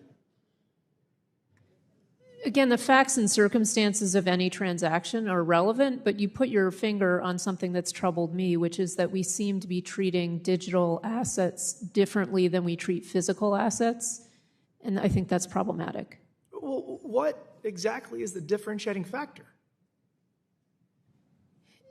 We have moved away from, so when we look at digital assets, we're saying they're being sold as part of a securities transaction because there's an investment contract associated with it. Yet pinning down what exactly that investment contract has been, for me, very problematic. It's based on statements, any statement about something having value, or a statement made by one of the investors that something might go up in value. And as you pointed out, you can have an investor who buys a piece of art. You can have a person who buys a piece of art and she expects that piece of art to rise in value, but we don't change that piece of art into a security because she expects it to go up in value. And it seems to me that we're doing that on the crypto side, and it doesn't make sense to me because I don't see the parallel on the physical side. Thank you for that. I'm concerned that this is just an extremely slippery slope. If the SEC takes a position that most NFTs are sold as securities, where does it end? The SEC hasn't been able to articulate a limiting principle here because there isn't one. The view threatens not just crypto, but many other industries as well. And at this pace, the SEC's actions threaten to swallow large parts of the collectibles markets, the luxury goods market, musicians and artists of all types, and even the restaurant and events industry. Beyond that, the Commission is stifling blockchain technology as a whole, and it appears Chair Gensler is doing so intentionally. Commissioners Uyeda and Peirce, your recent dissent related to NFTs stated that, quote, the NFTs here are utility tokens, not securities, and statements by the founders and NFT purchasers that a successful restaurant would cause the NFT price to rise do not change that. So, Commissioners Peirce and Uyeda, in your dissent, you two also aptly state that, quote, the intent of a buyer cannot transform a non-security into a security, end quote. I'd like each of you to discuss the following questions. In your view, why has the SEC not provided clarity to the treatment of NFTs, and how could the Commission approach this differently? Commissioner Uyeda? We identified what is my primary concern. There is no limiting principle based on what you might discern from the Commission's enforcement actions. I have strong reservations whether that's consistent with the law. I mean, we've talked about the Howey test, but the Howey test gets implemented by the courts of appeal. So, for instance, in the Ninth Circuit, there's a case called Glenn Turner Enterprises, which said that there needs to be such essential managerial efforts that lead directly to the success or failure of the enterprise. And in many of these cases, the artist just creates it, it exists. There is no subsequent managerial or entrepreneurial efforts that affect the value. It's all set by supply and demand. Thank you for that. Sorry, we're out of time. Mr. Chairman, we need to create clear rules of the road here.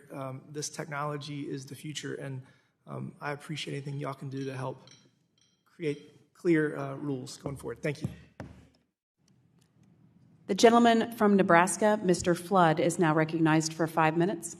Thank you, Madam Chairwoman. This year, the committee has spent lots of time explaining the deficiencies in Staff Accounting Bulletin 121. Our efforts culminated in passing my resolution under the CRA to repeal the bulletin with support from Majority Leader Chuck Schumer in the Senate before it was eventually vetoed by the Biden-Harris administration. We are now hearing that the SEC's Office of the Chief Accountant is engaging in conversations with some market participants on a case-by-case confidential basis to inform them if they need to comply with SOB 121. It looks like one firm even received a non-objection from the bulletin. It's incredible how big of a hole the SEC has dug itself into.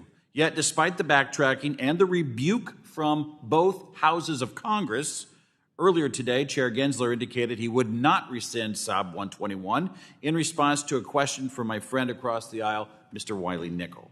Chair Gensler, now that the Office of the Chief Accountant is picking and choosing who needs to comply with SOB 121, why wouldn't the SEC simply rescind SOB 121 entirely or issue a new guidance? Stepping back, this guidance, it's the 121st. It's what we've been doing for 52 years. And it's guidance about what happens in bankruptcy, whose assets are there. And crypto bankruptcy after crypto bankruptcy, the bankruptcy courts have said it's not the investors, it's the bankruptcy estate.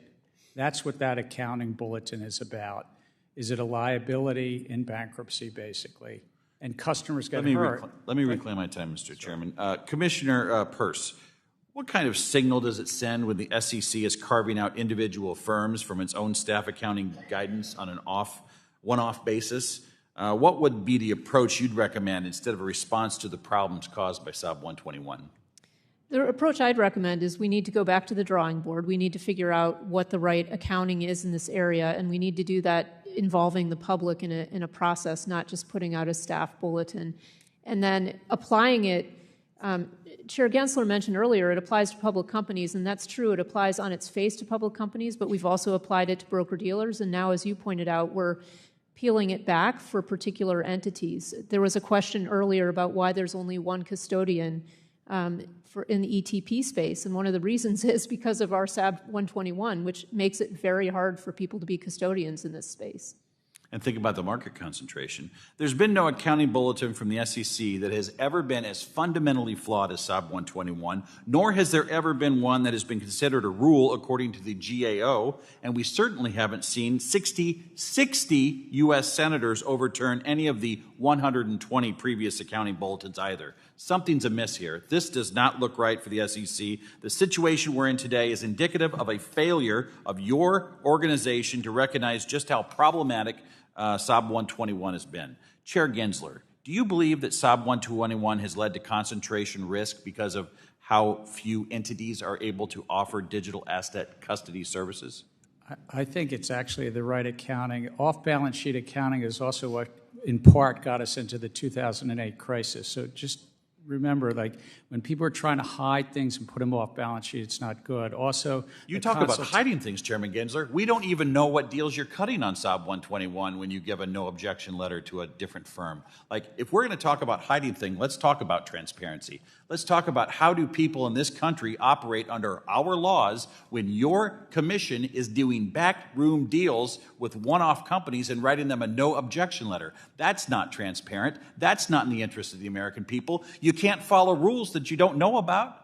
What's going on? The accounting bulletin is, the staff accounting bulletin is out, but also for years, companies come in, public companies, and said, this is how we're going to account for something. Do you object? And in this case, if it's remote from bankruptcy, if a company is going to go bankrupt and it's truly the customer's funds. I'm going to hold you there because I want to give your colleague a chance. Commissioner Peirce, I'd like to pose the same question to you. It's market concentration. Is that a risk from SOB 121? It is a risk, and the accounting raises real questions about whether this is protective of investors or not. And so That's why I think we need to go out with a real process to try to figure this out. At the end of the day, the SEC has to read the room.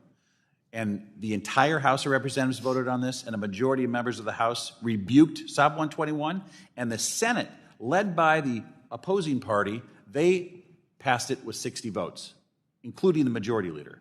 This is not a good look for the SEC. This should go away. This is bad policy. With that, I yield back. Thank you, Mr. Flood. The gentleman from New York, Mr. Lawler, is now recognized for 5 minutes. Thank you, Madam Chair. Chair Gensler, nearly 3 years ago, the Commission proposed a rule to require the public disclosure of relatively small security-based swap positions, Rule 10b-1.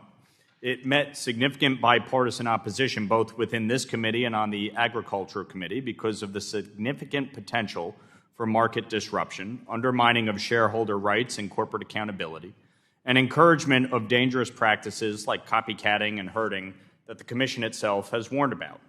Given the lack of statutory authority to proceed with such a proposal, its near certainty of being overturned in the courts, and the vast bipartisan opposition, are you willing to confirm, yes or no, that you do not intend to proceed with this harmful proposal that would waste Commission resources and undermine its future authority?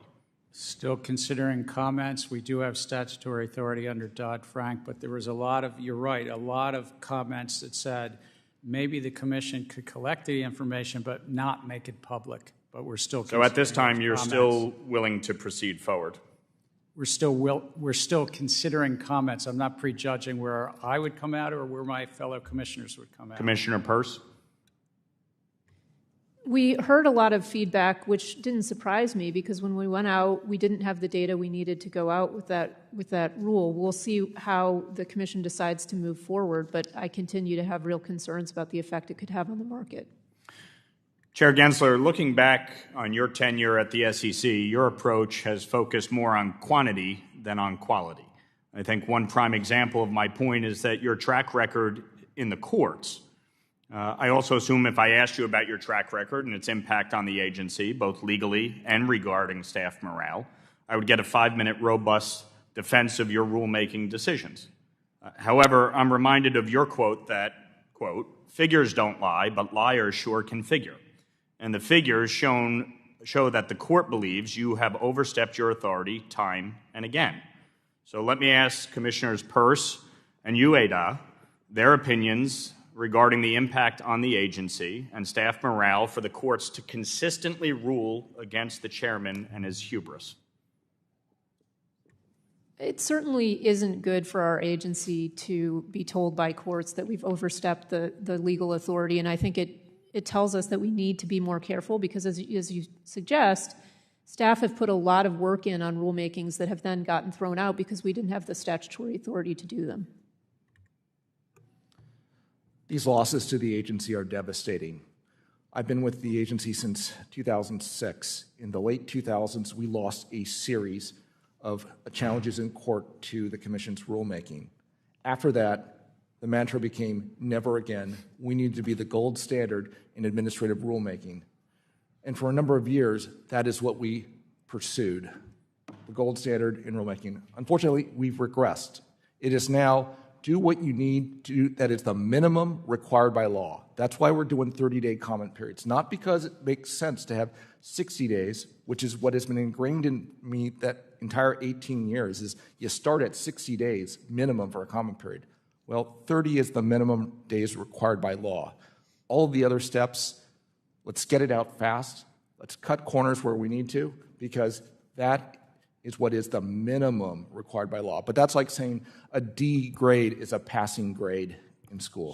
So in your opinion, the SEC under Chair Gensler is no longer the gold standard? I've served with 6 chairmen.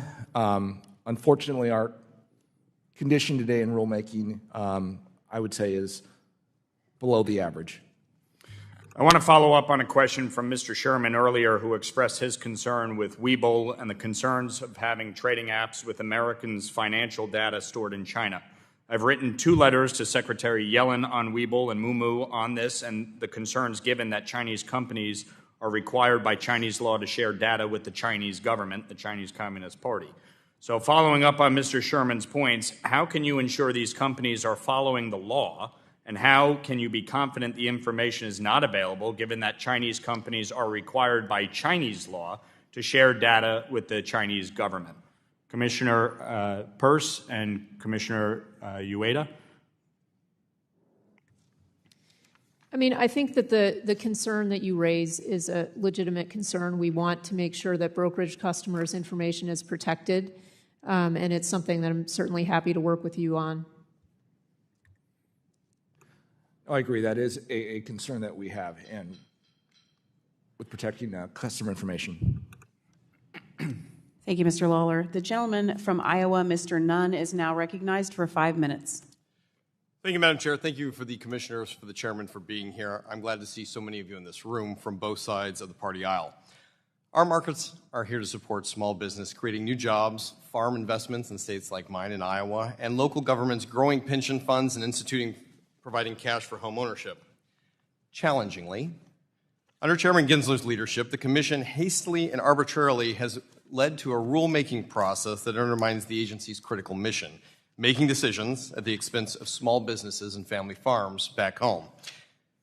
Chairman Gensler, during your first 30 months in office, there was a 110% increase in proposed rules compared to the previous 2 chairs over the same period of time.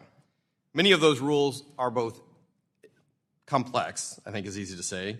Some of them have been inconsistent, and arguably they've been expansive in scope, and they diverge from the SEC's historical approach to many issues that we've come to depend on. These costs are adding up. $6 billion, an additional $6 million in compliance hours for many of my small businesses and farms. This shouldn't be too surprising when just one rule is 886 pages long. This is a tremendous impact on my constituents back in Iowa. The courts agree with my decision too, because Chairman Gensler, they've taken you to court where you've lost, and then you've lost again, and you've lost again, and again, and again. The courts are piling up in this that you have overreached, and yet you've refused to take advice from me, from Iowans, and we'll hear today from your commissioners. I believe the SEC needs to start choosing Main Street over administrative rule by fiat. So, Commissioner Uyeda, since Chairman Gensler has not answered the request that I have in the letter that we sent to him on June the 13th, signed by many of my colleagues on both sides of the aisle, I'd like to start with you. You've worked at the SEC in various roles for a long time. You know the agency well. You're concerned that the recent wave of legal challenges against the SEC's rulemaking agenda is a threat to its reputation as a well-regarded independent regulator. Would you concur with that statement now? Yes, I would. From that, does the overregulation coming from the SEC put not only its reputational brand damage at risk, but cause a harm to the people impacted by it, whether it be a small business, a farm, or others? Yeah, there are very significant effects, and I worry because of the rapid pace of rulemaking, we haven't fully been able to consider all of those effects, especially where they're negative on small businesses. And I'll note that you're a Republican commissioner, so I'll turn to a Democratic commissioner. You know, Commissioner Lizárraga, around 1% of all venture capital goes to rural startups. Is that correct?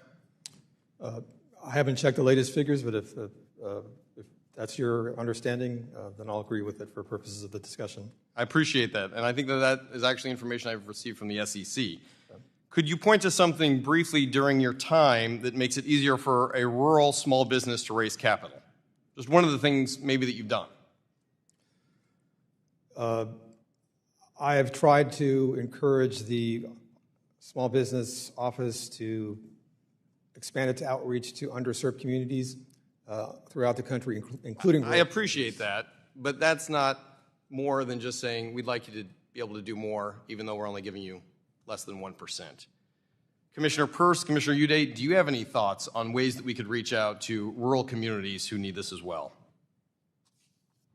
Well, I think certainly we could, you know, when I travel, I try to talk to as many people as possible, so that's one thing that we can do. But I think on the rulemaking front, it's exactly what Commissioner Uyeda said, which is we need to give people time to think through these rulemakings. You pointed out we've got these very long rules, and a lot of them, and so we need to give people time to think through and give us comments. I would concur. Commissioner Peirce, I want to speak to you on your public statements. You've urged digital asset firms, whether they be issuers, broker-dealers, trading platforms to come in and register. Is it currently feasible for an issuer, a broker, dealer, or a trading platform to come in and register with the SEC today? I mean, realistically, it's not, and I think the evidence is in the fact that we've seen so few firms be able to do it.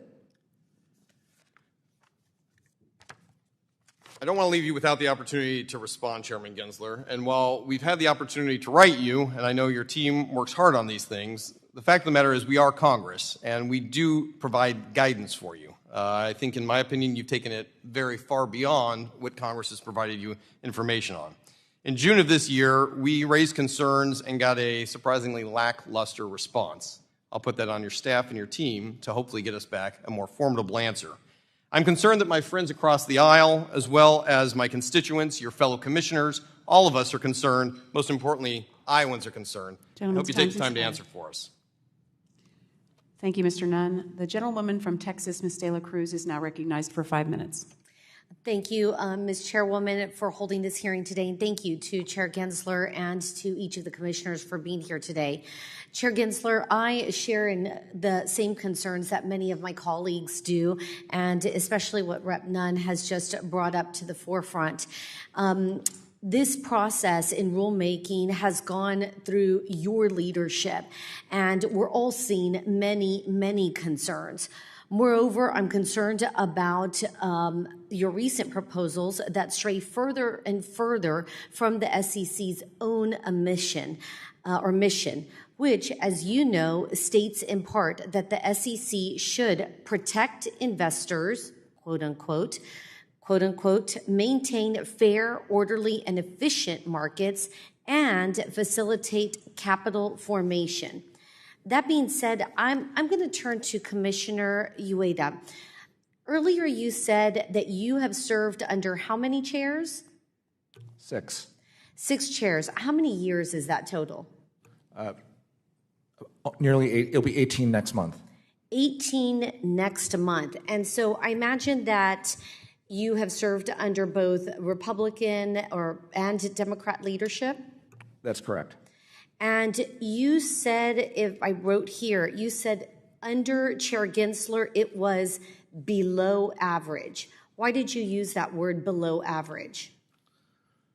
For a number of years, I worked on rulemakings. We spent a lot of time preparing, for instance, very detailed summaries of the public comment file. We spent a lot of time and effort on decision trees of all the points that were raised in the comment file, what decisions they would be, what evidence do we have, and what were the course of recommendations.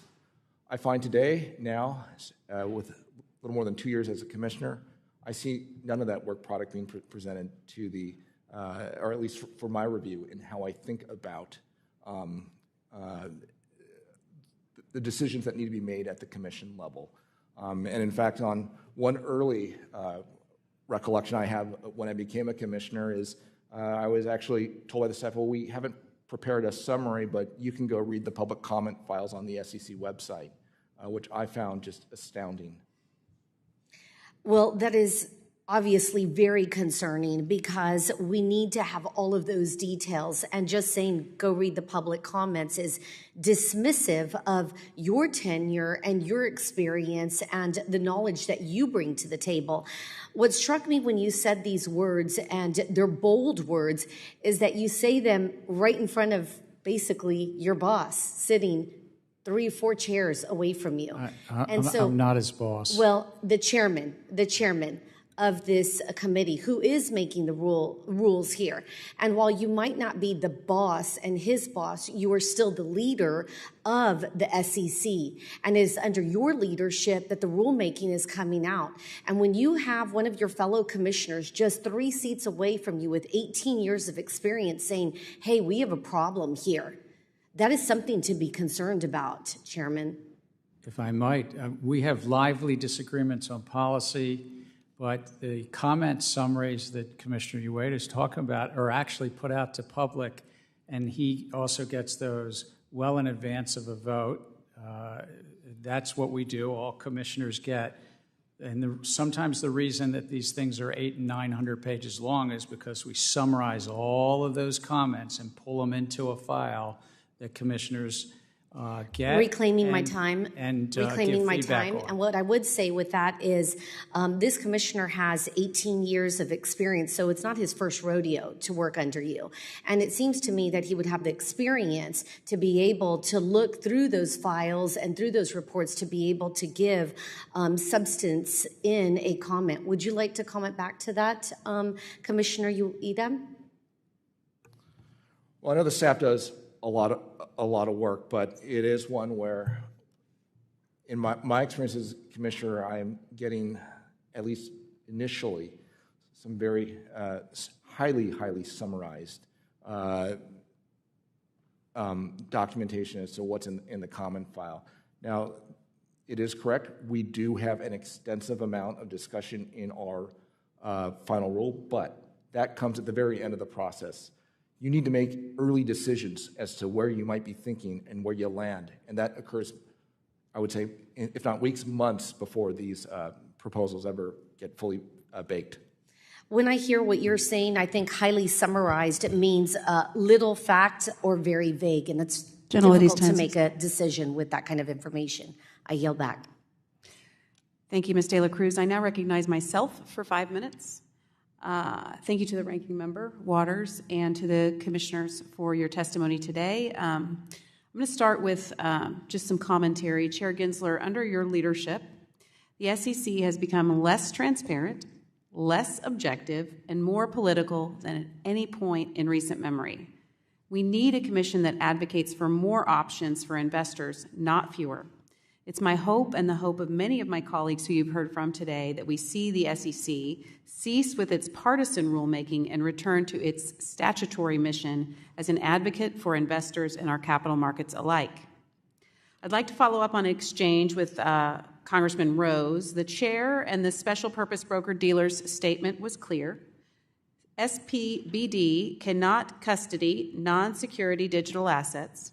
Additionally, the proposals to list and trade exchange-traded products could not have been approved as filed if it had been determined that Ether was a security.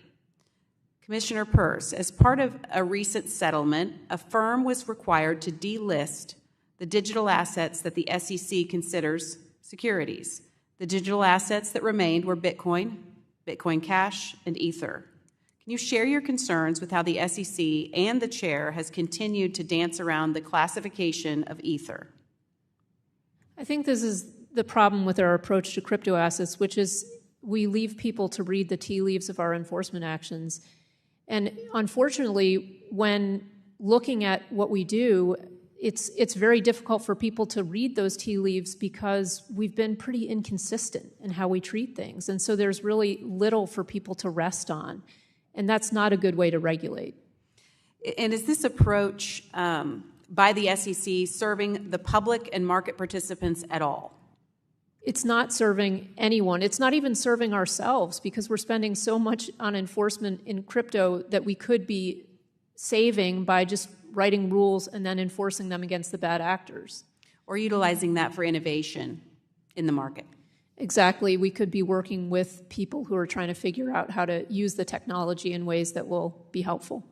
And Commissioner Lizárraga, do you think this approach is serving investors well? I do, because it signals to the market that when violations occur and investors are harmed, we are taking the steps necessary to protect them. In a hearing we had last week, Professor Lee Reiners, who is outspokenly pro-SEC and anti-crypto, said, quote, "There remains a gap in crypto spot market regulation that only Congress can close," end quote. Chair Gensler, why do you insist on trying to close the gap through regulation by enforcement? We're actually just enforcing the laws that are on the books, and as Commissioner Lizárraga said, protecting the public. Chair Gensler, you've stated that of the 10,000 different cryptocurrencies in the market, the vast majority are securities. If that's the case, does the SEC plan on bringing thousands of enforcement actions in a never-ending game of legal whack-a-mole? Because it sure seems like that's the approach that the SEC is taking. We don't have those types of resources, but you're right about one thing. There's a lot of non-compliance in this field, and without prejudging anyone, Look, if we look at the leading lights 2 years ago in this field, they're either in jail or they're awaiting extradition, some of those leading lights, and there's been tens of billions of dollars of losses out in the communities. Now, that's a worldwide market. Fortunately, it's not all in the U.S. I'd like to pivot to Commissioner Peirce for a second. So we have this regulation by enforcement. We have whack-a-mole by the SEC in these enforcement actions. And Chair Gensler just mentioned some of these, who he's calling the bad actors that have been in charge. Wouldn't a known structure, a market structure, something that we can actually point to instead of this guessing game among the industry, wouldn't that be a better approach? It absolutely would be a better approach. And I think one of the things that's frustrated people who are trying to do the right thing is that not only are we playing a game of whack-a-mole on the enforcement side, but the classification of assets, even from our own perspective, seems to be changing over time. And so I've talked to so many people who are trying to build things here, and they don't feel confident. And that's not what we want. We want clear rules, and then we can use enforcement for the bad actors. And is there a role for Congress to close the gap? Congress can absolutely come in and tell us what to do and tell us what not to do as well. So I always look forward to hearing from you all. Thank you. Now we'll go to the gentleman from Tennessee, Mr. Ogles, who's recognized for 5 minutes. Thank you, Madam Chair. There's an alarming absence of stakeholder input during the rulemaking process. It leads to adverse consequences for market participants. Reviewing individual rules without understanding their interconnected impact is impractical, and it undermines the feedback necessary for rulemaking of this significance. Additionally, the SEC has failed to adequately evaluate the aggregate effects of its proposed disclosure rules on businesses, investors, and the U.S. economy. I urge the SEC to put aside partisan politics and put the American investor first. Mr. Uyeda, you recently said in a Fox Business article, and I'll quote, "Regulations should be efficient, effective, and appropriately tailored. Facilitating robust capital markets will also help prevent the need for taxpayer bailouts." These are some common sense goals that President Trump adopted during his first term through an executive order outlining his core principles on regulating the U.S. financial system. Can you please elaborate on that? And also, how do we get back to that gold standard that you mentioned? The capital markets are one of America's crown jewels. We need to be very methodical and thoughtful as we regulate. We have what I believe are the finest markets in the world right now. Under President Trump, he issued an executive order which set forth his core principles for how we should think about financial regulation, a number of which you just read. After that, those core principles were issued, the Treasury Department, and I was detailed at Treasury as a policy advisor at the time, undertook a wide-ranging evaluation of approaches we could take in a coordinated manner among all financial regulators, banking, capital markets, including the CFTC, even the Department of Labor and their role in insurance, as well as states when it came to, Department of Labor in connection with pensions, and the states when it came to insurance. Treasury issued a series of reports and recommendations and then turned it over to the individual agencies for further consideration. During this time, a broad spectrum of stakeholders were consulted from all aspects of the political spectrum. And that helped formulate a larger global view as to how regulation should occur in a coordinated manner and how we can improve the capital markets and the financial system as a whole. Unfortunately, I've not seen that level of coordination or even foresight and planning in the current administration.